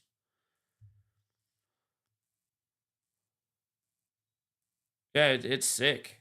It's sick. Another pattern, if you're new here, that I'll talk about all the time with death is 67. Blood sacrifice and human sacrifice equals 67. Satanic equals 67. Soul equals 67. S-O-U-L. Save your soul. So many people die in the world of entertainment on 67 date numerology. This young man reportedly died by accidental gunshot the day before the news broke on April 19th. April 18th, 2025, 4 plus 18 plus 20 plus 25 was a date with 67 numerology. Yeah, it's just...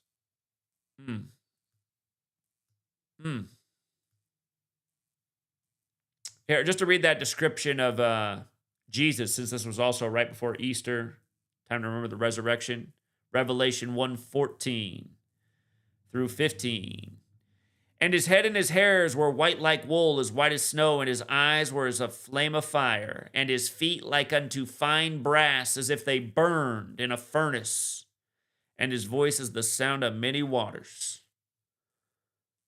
It's a reminder that, Tupac, when he died on Caesar Borgia's birthday. Caesar Borgia is where white Jesus comes from. He was the son of a pope.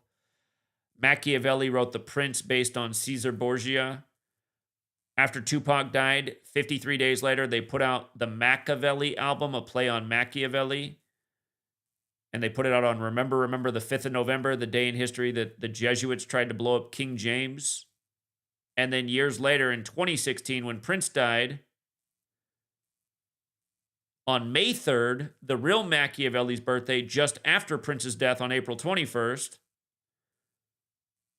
they announced the death of Tupac's mother. Tupac's mother's death was announced on the real Machiavelli's birthday shortly after the death of the prince, when, again, Machiavelli wrote The Prince based on Caesar Borgia. And don't forget, Tupac's score equals 139. He died on the 13th of September. He died 2 years to the day of the nation's assault weapons ban and the big hit song on the Above the Rim soundtrack, Regulators, Mount Up, gun regulators. Tupac was in Above the Rim. Telling you, all this stuff is connected. It's all major ritual. Show business is deadly business. And at the end of the day, it's the Jesuits running the show. And for all the people out there who say, well, why would they be sacrificing people? Why wouldn't the Society of Jesus be sacrificing people?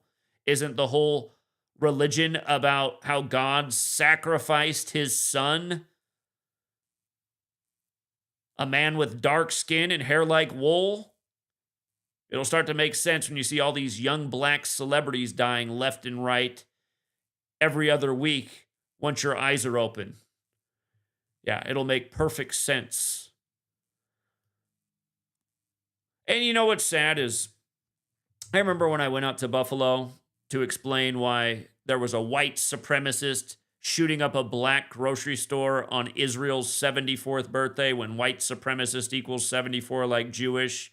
And again, you read the book of Enoch, it becomes abundantly clear that the original Hebrews were darker complected people, like how Jesus is from Judea. White supremacy, huh? Israel, huh? Khazaria, huh? But anyway, I was out there explaining all this to him, and this woman came up to me, and she goes, "First of all, you're the wrong color in this neighborhood right now." And I had a nice crowd of people listening to me. I was out on the streets of Buffalo. I spent like 4 or 5 days out there educating about this. And I'd said a long time in advance why there was going to be a horrible act, just like what there was on Israel's 74th birthday. It was highly predictable. And don't forget how they synced it up with O.J. Simpson, who was 74 years old at the time. Again, Buffalo fell apart when they took the Bills out of Buffalo and moved him to Orchard Park. And don't forget what they did to O.J. either with his recent death. It was a tribute to Ephesians 6, verses 5 through 9. Slaves, obey your masters. Slave equals 59 when you run the alphabetical order forward. 76 in reverse. OJ dead 59 days after the last Super Bowl, dead at 76, and he was dead as the Masters teed off. They announced the death as the Masters golf tournament teed off. Slaves, obey your masters. They showed OJ in a Titleist hat in a golf cart the day he died. The last time anybody saw him was him playing golf the day of the Super Bowl 59 days earlier. But anyway, I was out there and this woman came up and she said, "First of all, you are the wrong color to be out here right now. And second of all we need right now is Jesus." Oh, man. Now, thank God not everybody in her neighborhood felt just like her. I had 2 fine gentlemen out there who were Moors from the community. They took me on a nice tour of Buffalo. They showed me how much they have to pay in taxes and how big the potholes are out there, big enough to swallow your car. I said, where is our tax money going to? Because our whole community is dilapidated, but we got to pay a lot in taxes. Anyway, they drove me through the whole community. They said, "You see how bad our community is? You see how bad it is? You see how poor it is here? You see how the only nice buildings around here are the churches? See those nice caddies in front of the church? These bishops, they don't just have one nice caddy. They got 2 nice caddies. Nobody else has a nice caddy in the neighborhood." They said, we call them Pastor Biscuit because they're just sucking it all up. They're just sucking it all up, Pastor Biscuit. This is what I mean, you guys. Religion makes people dumb. Dumb. Your whole community is broke. There's nothing good coming to it. You're poor. And what are you doing? You're going and giving your money to the one guy in town who doesn't need it. The guy selling you a load of shit every Sunday. Come bring me some more money. When I was out there, a man came with an entourage around him. I was like, who is this guy? Who is this guy? And the media was talking to him. And then after the media got done talking to him, I walked up to him and I said, "Hello." I said, "I'm an author." I said, "I'm out here educating about something a lot of people don't know about." I said, "You might be interested in it as a man of the cloth." He said, "Oh yeah, what's that?" I said, "Have you ever heard of this Kabbalistic practice of coding numbers into words?" He said, "I don't think so." I said, "Gematria." He said, "I don't think so." So I told him about just, A, B, C, 1, 2, 3, how the ancient biblical languages, Hebrew, Aramaic, ancient Greek, how every letter was a number. He said, "Oh yeah, I heard something about that." I said, "Yeah." I said, "Well, it's very similar with English." I said, "Look at this: Jesus, cross, Messiah, gospel, parables, Jewish, occult, Masonic, English, Gematria." I said, all these words, energy, all of them equate to 74. When you just do A, B, C, 1, 2, 3, just turn in the letters and numbers. He's like, "Wow, that is interesting." I said, "Yeah, it's kind of like this nation's birthday. Holiday equals 74. The nation's birthday, we write it 7-4. He's like, "Yeah." I said, "Now, learning this, do you find it interesting that, on the 74th birthday of Israel, out of all days, this would happen here in your community?" And he's like, he said, "I didn't realize that. 74th birthday of Israel." I said, "Yeah, May 14th.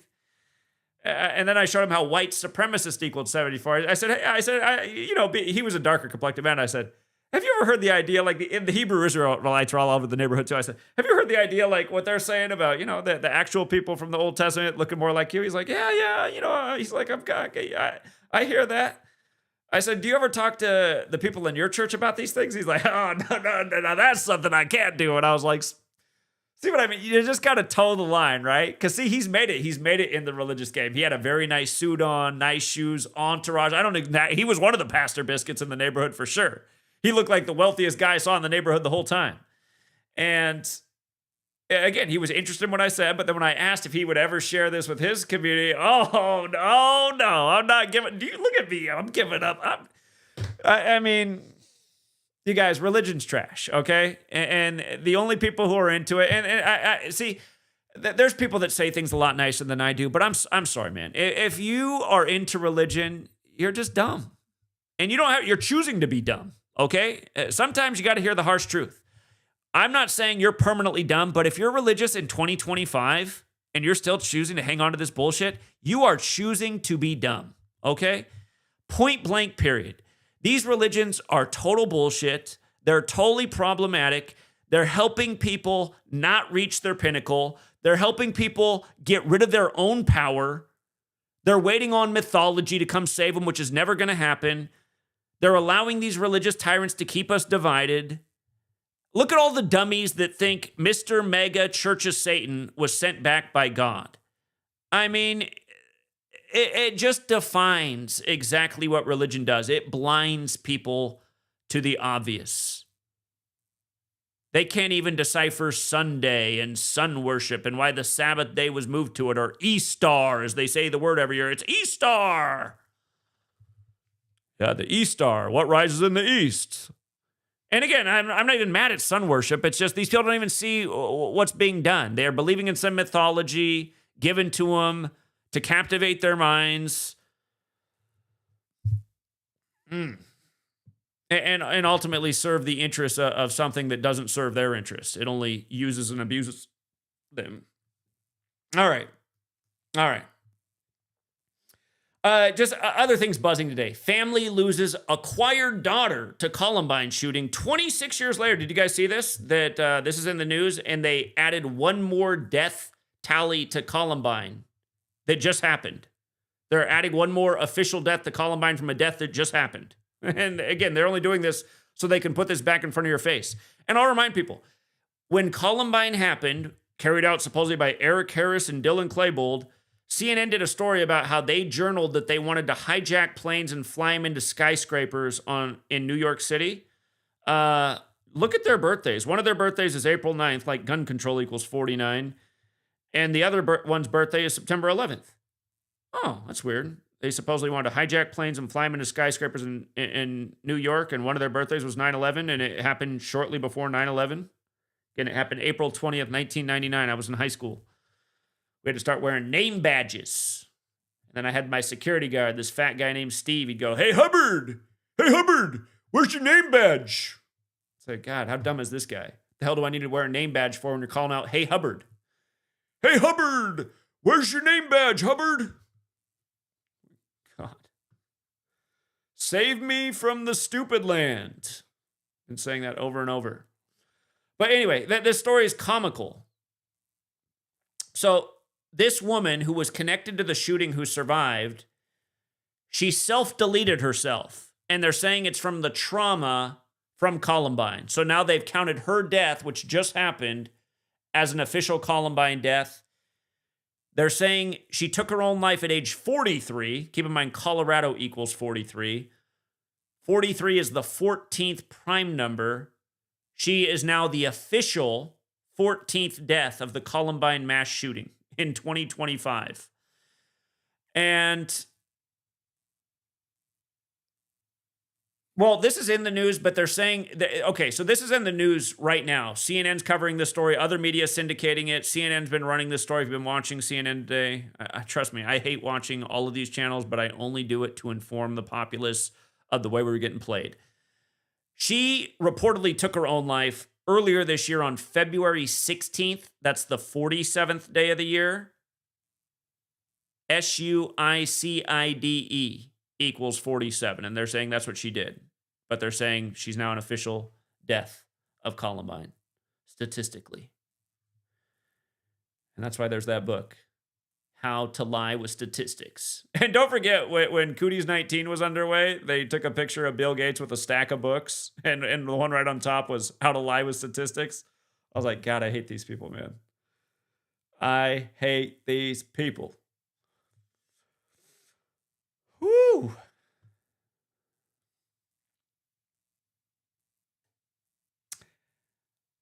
I did a short video. Again, if you're enjoying this podcast and you're not following my GematriaEffectNews 25 channel, I do put out content every day there. Yeah, yesterday, the big story was that, yesterday being Saturday, April 19th, Ignatius Loyola Day, that the Supreme Court temporarily paused the Trump administration from being able to deport immigrants under the Alien Enemies Act. Again, to make a long story short, everything going on with the Trump administration is 47. The Alien Enemies Act came out of the war with France, the same place the Jesuits are from. France equals 47, as do the letters DC, as does Trump, as does Judge. And again, the Supreme Court justices pause on Ignatius Loyola Day, a man who founded the Jesuits in France. And if you look at when the Alien Enemies Act was created, it was July 6th, 1798. From the anniversary of that date, July 6th to April 19th, was exactly 41 weeks on the nose. Alien equals 41. So does USA. 41 is the 13th prime. This is the land of 13 stripes, 13 colonies. If you run the alphabetic order in reverse, for the record, alien equals 94. And the reason that's so interesting is the first official UFO sighting is in Seattle. Seattle, Washington equals 94. That was Bill Gates' breakout year, by the way. Remember, Bill Gates and Jeff Bezos. Bezos also started Amazon in 94. They both started their businesses in New Mexico, Roswell land, and they both moved them up to Seattle on the 47th parallel. They went from the 47th state, New Mexico, to the 47th parallel. But the first official UFO sighting was in Seattle in 47, passing by Mount Rainier. Rainier's 47. Then New Mexico and Roswell. Seattle, Washington, again, has this gematria value of 94, like alien, when you run it in reverse. What's really interesting is if you measure from 1947 to the year 2041, it's 94 years later. So if you got a calendar for 2041, I'm pretty sure they're going to go nutso with the alien propaganda. Because you see how that, like, as the years go by, they're trying to build up this alien narrative more and more, little droppings here. Certain government officials coming out going, oh, yeah, there's definitely aliens that for a week they'll have, oh, look at this footage from a military aircraft. I mean, it's impossible to explain what that is. Got to be alien. You know, they like to do this stuff every now and then. This is all a slow buildup. I'm telling you, the way these people operate by the numbers, how do they not do something major in 2041? Alien 41 and 94 in 94 years after Roswell and the Rainier sighting. It's coming. 2041. How many years we got? About 16. Okay. Let's see. I almost feel bad doing this. I got to play this clip, though, because it really is going to cement my point about the emptiness of religion and how you might think it's helping you, but it's actually not. We're going to play the voice of somebody. You might recognize this person's voice. There's somebody who steals my work. They literally plagiarize it, and then they pass it off as their own, and they beg for money. And I wouldn't even say anything about it because other people take my work and sell it. A lot of people sell my sports picks for even more than I put them out for. I charge people $5. Some people just copy and paste them and sell them for $100. I honestly don't care. If I'm helping people in this way to pay for themselves, plagiarize all day. But this person whose voice I'm about to play, the thing that I don't like about them is they slander my name all the time. They make up things about me. They lie about me. They try to make me look really bad. They've put out rumors that my wife is actually a man. And they do it all in the name of Jesus. And they recently released a 5-minute video. Over the years, they've been around since 2020. He came out of nowhere in the time of cooties. And he's been doing this ever since. Presenting my work as his and slandering my name and always giving thanks to Jesus. He's had to take some breaks here and there because he has these moments of weakness. The point I want to make is, other Christians who've tried to slander my name and who've gone toe to toe and tried to debate me and gotten, pretty humiliated. A call for an uprising, if you know who that person is in the world. Him and I got into a debate in 2016. He looked absolutely horrible. He retired from YouTube for a few months, and then he came back and made a false documentary and slander. But the point I'm making is these are people who say they're Christians, and if they truly were righteous and they had the power of God within them, they should have something greater than I do, because I do believe there's a creator, and I do think I am serving a creator. Creator gave us this opportunity to live. I think we should live our best life to honor the fact that we're here. Again, I was raised Christian. I took what I thought was positive from Christianity. I like some of the stories of Jesus about living a life of service and being a teacher and helping those in need, even though Jesus didn't always do that. There's good things in the Jesus story, and I took what was good and I left the rest. And there's good things in every spirituality. Again, the golden rules taught in every spirituality. But the point I'm making is I have been here every day for going on 12 years. I haven't needed any breaks except for the one day that I just couldn't post because my house was robbed and ransacked, and I had to spend the whole day cleaning the house, and I had to get a computer the next day because my stuff was stolen. So I couldn't do anything that day because of situation. There's been one day. It'll be 12 years in August. We're almost at 12 years. There's been one day that I was not able to put out work, and it's because I was physically incapable because of what had happened to me. But I cleaned up my house that day, and I went out and got what I needed to get back on the job the very next day. And it was really tough because I also lost a ton of money that day in my business. My world was upside down. But I said, you know what? I'm going to continue with the mission of putting out this knowledge of the way we're being lied to by authorities and how we're being manipulated by this code, because people need to know about it. There's real power in this that could change the world we live in. Now, I want to play the voice of this guy who's all about Jesus, who, again, steals from yours truly, copies his work, doesn't give credit, and slanders. I just want you to hear, because, again, I think he's representative of a Christian.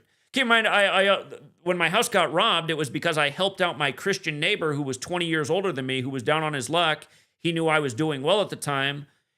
It turned out he was jealous of how I was doing, because not only did he steal from me, after he stole, he went out and bought the exact same vehicle I owned with the money he stole from my house, and did a remodel on his house and got new furniture for his house, and God knows what he did with all the rest of it, because I lost a lot. It's embarrassing how much I lost. I had a nice cash crop business, to make a long story short. But anyway, I was trying to be like a Christian there, help out your neighbor. And he wasn't even that nice of a guy, and I knew that, but he was my neighbor, and I was in a position to help him. I helped him. He got excited, and he figured out I had cash in the house, and he came back and stole and got more than he ever deserved. But anyway, here, I'm going to let this play. It's about 5 minutes. I'm just going to let it play. I'm going to put it in 1.25 speed, so it's a little bit faster.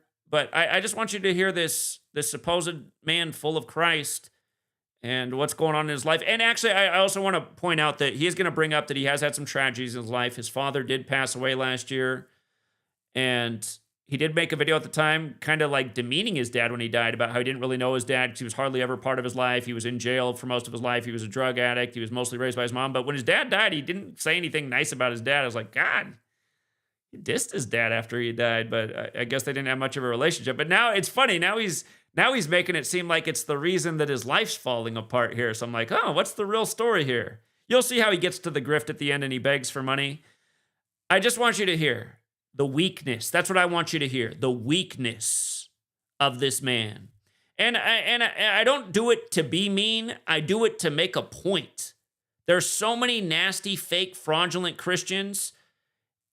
To me, it also just shows the worth of this fake mythology that's holding the world down, creating wars, making people stupid, making people fall for a guy like this. If you read his comments, there's just a whole bunch of suckers in the comments.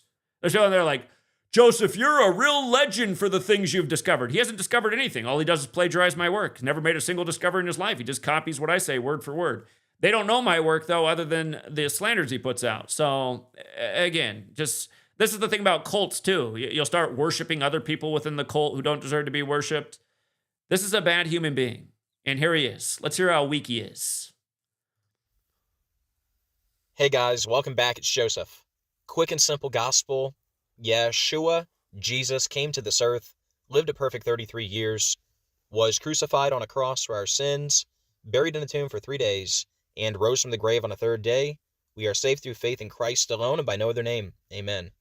Guys, I'm taking a break from YouTube to work on my mental health. End-time spiritual warfare is off the charts. I haven't been able to sleep in over a week except for just a couple hours here and there. I haven't been able to get a good night's sleep in a long time. Most of you don't know this, but I have severe OCD, perfectionism, anxiety, and depression. Many recent issues have sent me into a spiral. My computer is having issues. So why doesn't Jesus come down and cure it all for him? Where's Jesus the miracle worker? My phone is having issues. I feel burnt out and overwhelmed. My dad died from a drug overdose back in August. That was the same week my YouTube channel got deleted, the one that had 18,000 subs. And then just 3 months after my dad died, my wife's dad died. Who Again, if you're going to plagiarize the guy of a work, or the work of a man whose channel's been deleted 20 some times, you better expect your channel to get deleted. I mean, this is just common sense. was living with us, very close to us and the grandchildren. My wife is going through a lot, and my attitude lately has been unacceptable. I'm always in a bad mood, and that's not okay. I need to find myself again, or maybe really for the first time. I'm awake, and I know we are in the last days, but I feel I am not living right. I'm letting fear win and not having enough faith. I'm constantly worried that my whole life will fall. The whole basis of the Christian religion is fear. If you don't believe, you're going to go to hell forever. That is the basis of the religion, and it's why almost everyone believes. The whole thing is fear. So, of course, you're letting fear win if you're a Christian. Apart at any moment. I'm constantly in fear that things will go wrong. I need to draw closer to Jesus. I need to step away from YouTube to work on my relationship with God, my wife, our 4 children, and myself. To be honest, I don't think much of myself. I feel like a failure for the most part. I'm planning on stepping away for the next 50 days. In those 50 days, I will be fixing my relationship with my family and getting closer to God. I will still make community posts over that time and might even do a few decodes or walk and talks. If there is anything world-changing, like 9/11 or COVID, I will cover it. I will be back full-time eventually. Please don't give up on me. The other thing I need to mention is I can't exactly go 50 days with no financial support. So if you guys could help me keep afloat while I'm gone, it would be very much appreciated. I know that's a lot to ask, but hopefully the work I did over the last 5 years will lead people to continue helping me while I'm gone. And if you guys want to help out, here's how you can help out. I got PayPal, Zelle, CashApp, VenMo, or you can mail something. And yeah, I know that's a lot to ask, but like I said, if there's, anything I said over the last 5 years that, had an impact on you, if you guys could just support me while I'm gone, it would mean the world to me. And again, I'm not going to be gone completely. I'll be making community posts. If there's any huge news, I'll cover it. Maybe I'll do a couple walk and talks. But yeah, guys, I'm going through a lot. And I pray this isn't the end for me on YouTube. I hope I can come back better and stronger than ever. I'm giving it all to God.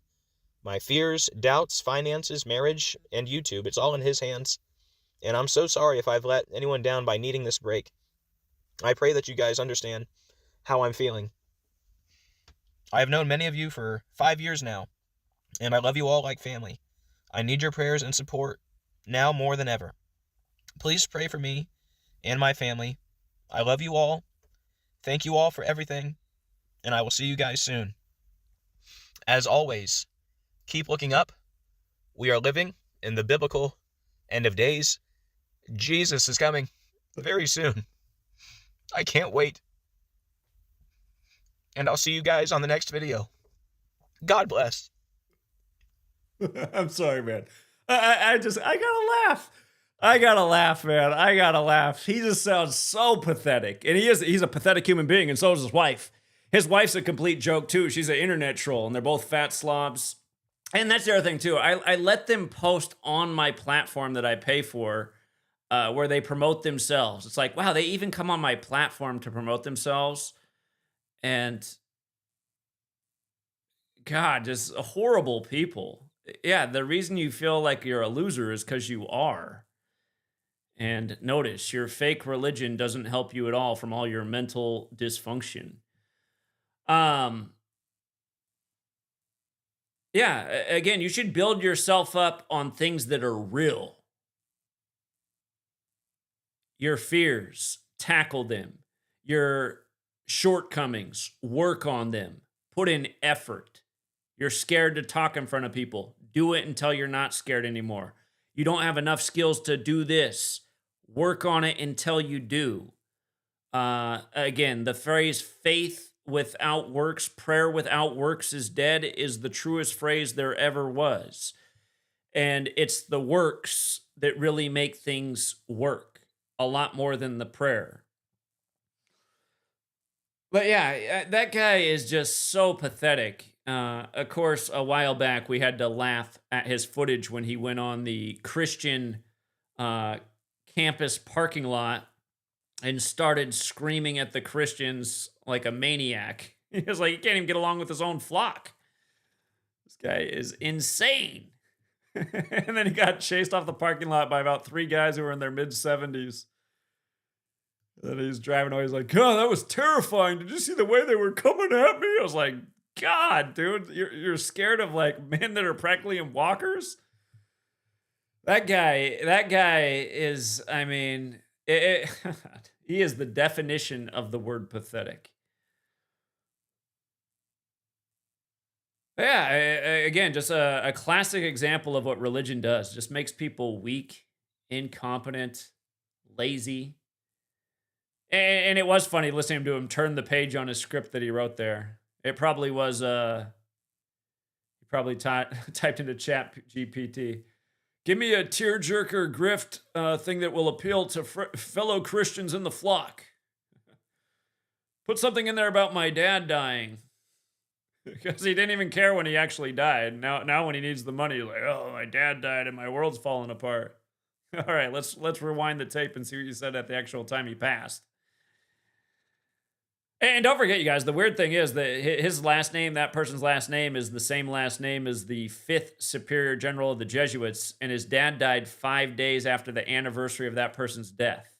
It's like, And he did come out of nowhere when I was connecting the dots big time with how the Jesuits were behind the scandemic.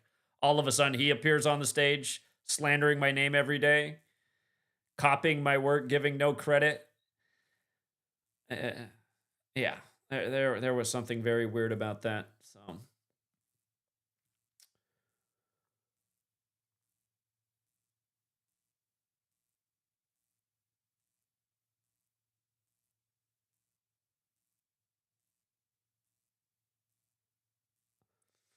all right, yeah, it might feel a little bit mean, but at the same time, it cements the point of what was being said throughout tonight's episode.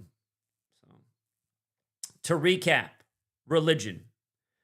To be fair, all things are good and bad. You could point to some things that are good in religion, but you always have to weigh the scales. At the end of the day, religion is the basis of almost every war happening on this earth.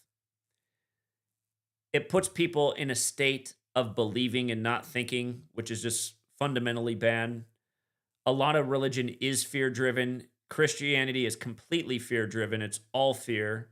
It's believe or else, believe or eternal damnation. It's exploiting human psychology. You see that's how every authoritarian tyrant type operates, through fear. And again, it makes perfect sense. You start to look at how it was the Society of Jesus that simulated the scandemic. The whole scandemic's fear-driven. You see how it was the Society of Jesus that was behind September 11th, and everything after September 11th was fear, fear, fear. If we don't give up these rights and liberties, it'll be a dirty bomb. It'll be a suitcase bomb. It'll be blah, blah, just every night on the TV. If you don't give up your rights and liberties, if you don't submit to this surveillance state, this Patriot Act, it's going to be 9/11s all over every day, all day.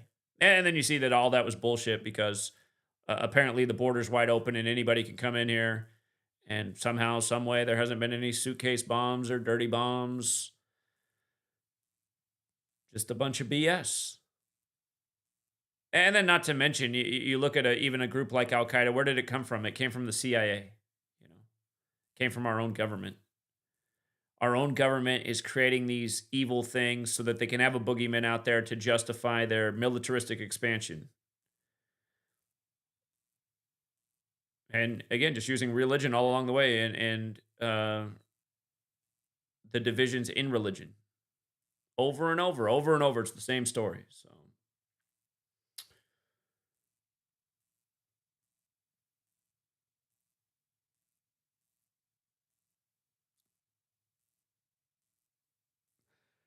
In the live chat tonight, somebody says to recover your posts that have been deleted, perhaps you could do it with the Wayback Machine.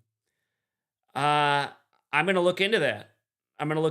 If somebody wants to try that out right now, I used to have posts on Midsummer and Hereditary on my blog on freetofindtruth.blogspot.com, and they're both gone, along with a lot of other posts. I hadn't looked up those posts in a while. I thought they'd be there for sure, and both of them were gone, and I was like, wow, they even got rid of those?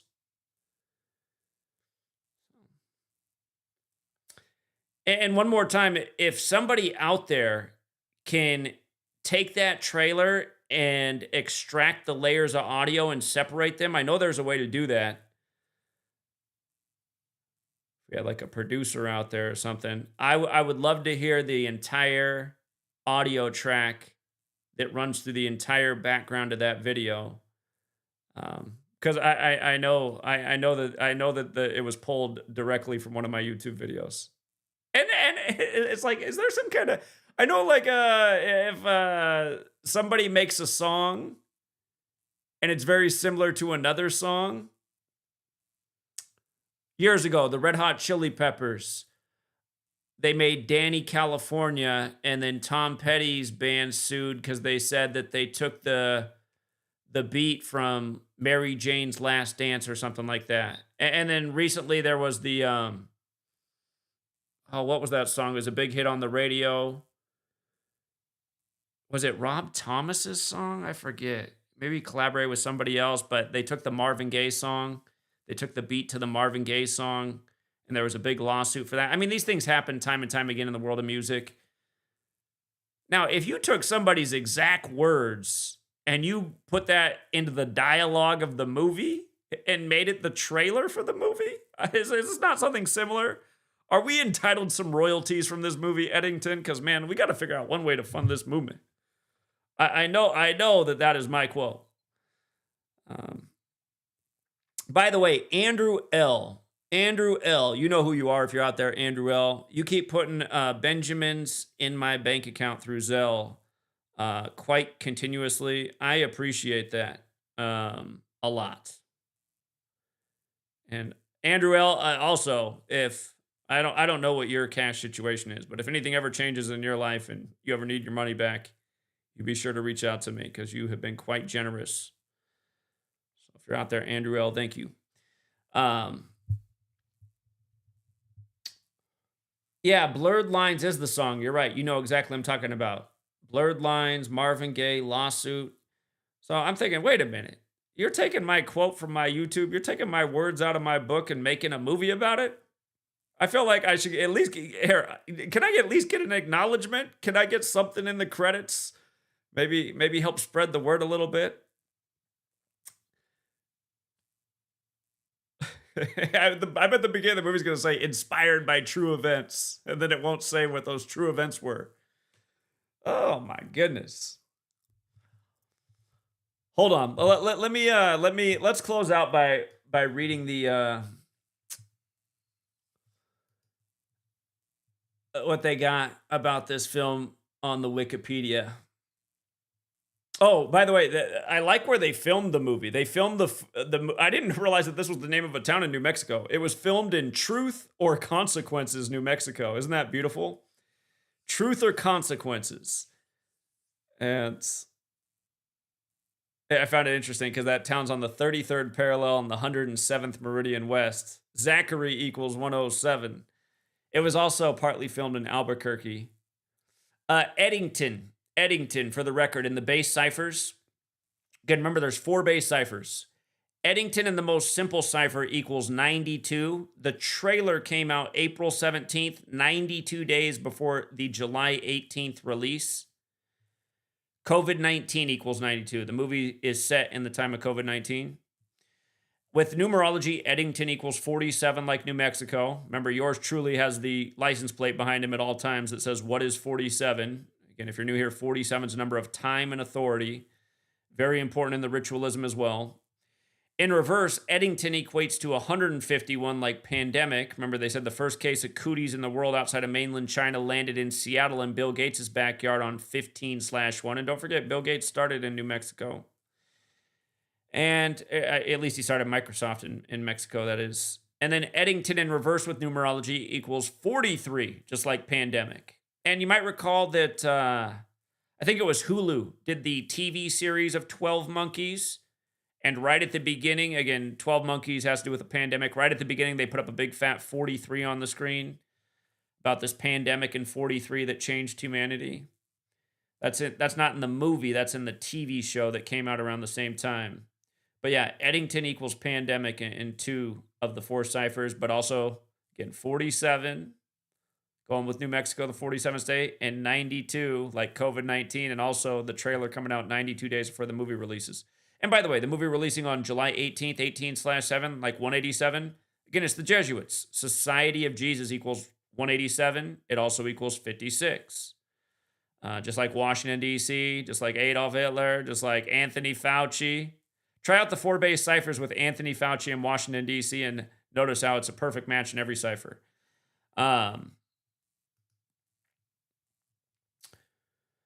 It says Eddington is an upcoming American contemporary Western film written and directed by Ari Aster and starring Joaquin Phoenix, Pedro Pascal, Luke Grimes, Deirdre O'Connell, Michael Ward, or is it Mikhail Ward? Austin Butler. That's the guy who won the Best Actor for Elvis. Remember, Elvis's recording career started at 54. He won the Golden Globe 54.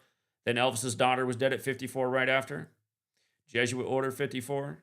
The Jesuit headquarters at the Church of the Jesuit Building 54. Sun equals 54. Elvis recorded at Sun Records. A Golden Globe is the sun in alchemy terms because the sun is gold. The film will have its world premiere at the main competition of the 2025 Cannes Film Festival and will open in theaters on July 18, 2025. It's going to debut on the last day of Cannes, which is May 24th. Remember, that's the 144th day of the year, like Jesuit Orders 144. It says the premise, in May of 2020, a standoff between a small-town sheriff, Joaquin Phoenix, and Mayor Pascal sparks a powder keg. Reminds me of, remember the 5th of November. Powder keg is pitted against neighbor in Eddington, New Mexico. Joaquin Phoenix's character is Joe Cross. What's more Catholic than the cross? Pedro, meaning father. Did you guys see who won today in sports on Easter? The Padres, the Fathers, the Angels, and who lost was the Devils in hockey. You gotta love it. Pedro Pascal is Ted Garcia, the town's mayor who is running for re-election. Emma Stone is Louise Cross. That must be, Joe's wife, the sheriff's wife. Okay. Austin Butler as Vernon Jefferson Peak. I don't know these other actors' names well. I'm wondering whose voice is being used to say what I said a gazillion times. Those are the main characters because nobody else has a description. It says the production for the film. Ari Aster wrote a script for a contemporary Western film that he had at one point considered making as his directorial debut.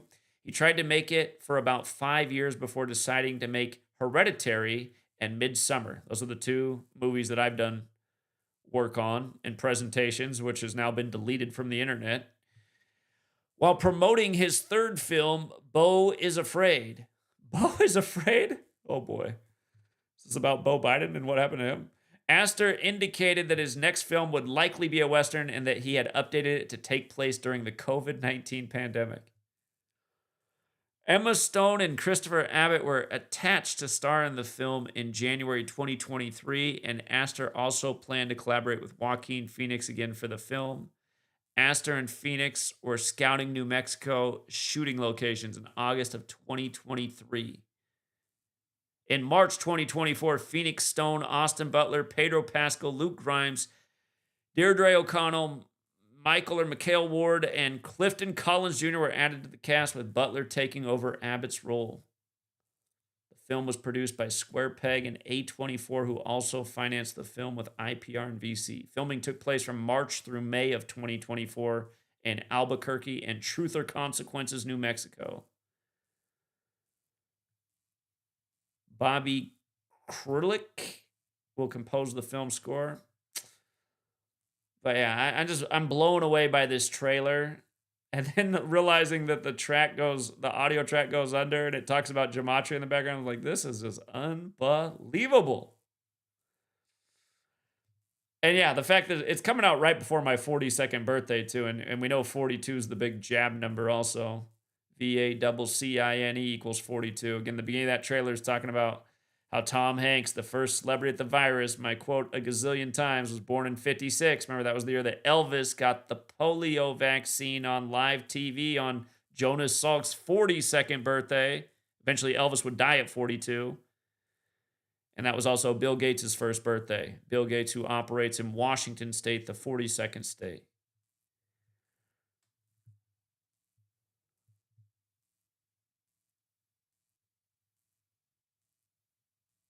But yeah, hey, Ari, if you're out there, if the movie does well, think about supporting the cause, even anonymously.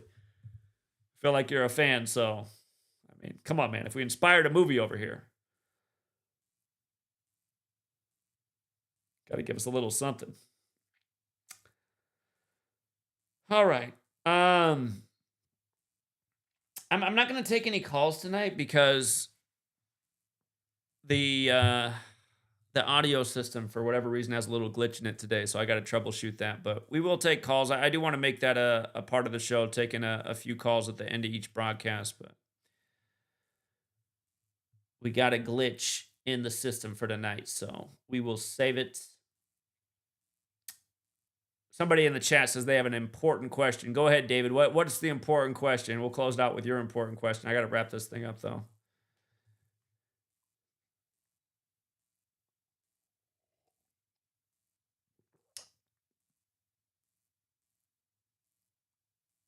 That's true, Mike. That is true.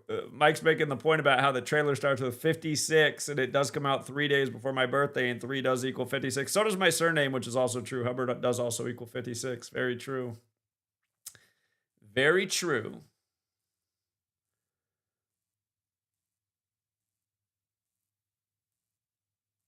For the person who got here late, Kazi, you got to listen to the whole trailer very carefully, because the opening with the 56 and Tom Hanks is my quote.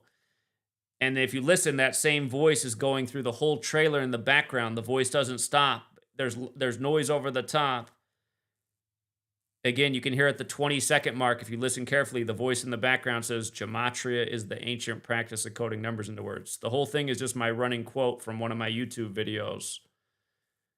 I shouldn't say from one of them. It's from the same thing I said a gazillion times over and over. I'm the most redundant YouTuber there ever was. Talk about the same things day after day because these things have to be learned.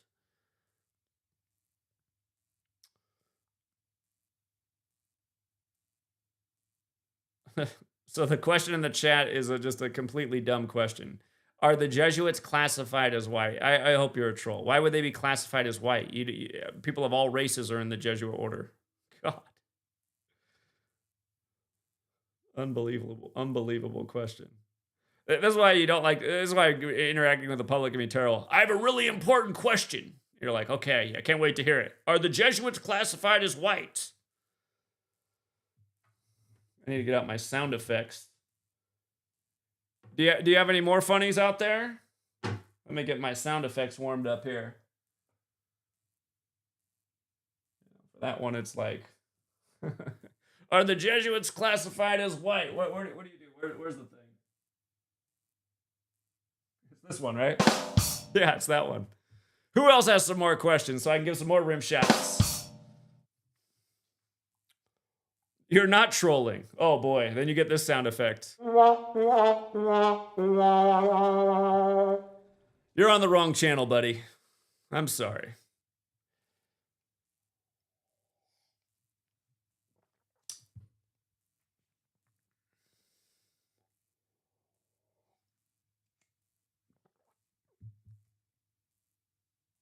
Yeah. Yeah. All right. We got to leave it there before we get any more questions like this. That was terrible. That was terrible. That was worse than Joe. That was worse than the 5-minute audio clip from Joseph. Woo! What are we gonna do here, True Seeker? We're trying to elevate the consciousness, but sometimes I think it's not working. Sometimes I feel like it's impossible.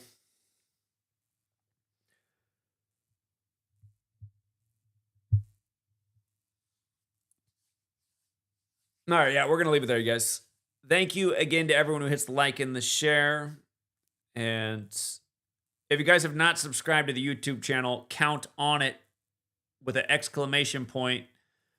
Eventually, I'm going to start streaming over there. They still haven't enabled the live streaming on that channel yet, though, so I can't.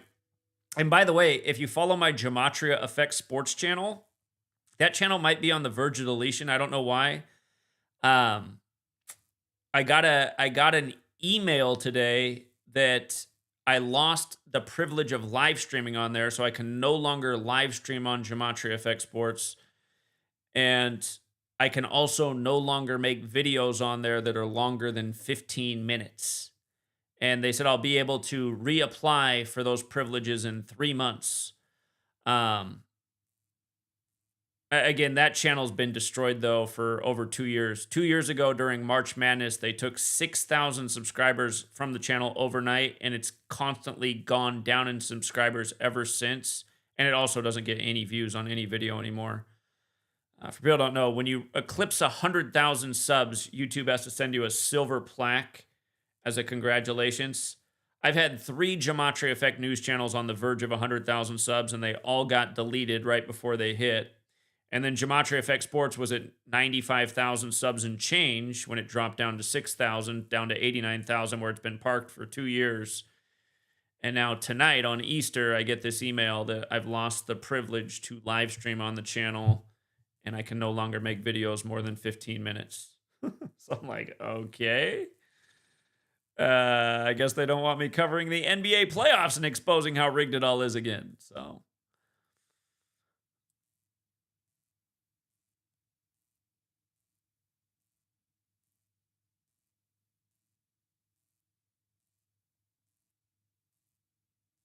For the guy with the questions that make me go like this. Yes, the Jesuits began in Europe. The Jesuits now operate in 112 countries worldwide and have people of all different races, ethnicities, faiths, belief systems. They don't even have to be exclusively Catholic. I mean, again, if you ever had a teacher tell you there's no such thing as a bad question, they lied to you. What are the point of these questions? When you're spamming in the chat, I have a very important question. And then you say, okay, what is it? And you go, are the Jesuits white? It's like, okay, that's not an important question. It's also a dumb question. It's also something you could have easily researched yourself. And then your follow-up question is, did they start in Europe? All night I've talked about how they started in Paris, France. Do you not know where Paris, France is? It just, God, I mean, I'm guessing this guy's definitely religious. Let him be the latest product of what religion does to the brain. Yeah, exactly. The Jesuits claim to operate in 112 countries, and Catholicism equals 112 like mathematics. I think they really operate in every country in the world. Hey, you guys should look up the phone number for the Jesuits in Nigeria. It'll make you laugh in light of that being the big story this week. Look up the phone number for the Jesuit headquarters in Nigeria. Their phone number is 177 3535. 177 3535. And it should remind you that on a phone, there are letters and numbers on the pad, right? Because the Jesuit order, we always talk about the 201, but if you run it the other way, the Jesuit order equals 177, just like New World Order. And Jesuitism, Catholic, Holy See, they all equal 35. So their phone number for the Jesuits in Nigeria is 177 3535.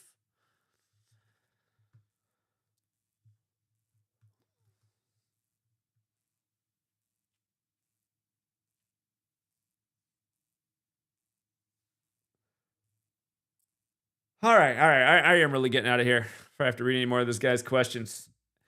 Have a good night, unless you're in the other part of the world. And till next time, everybody, you take care.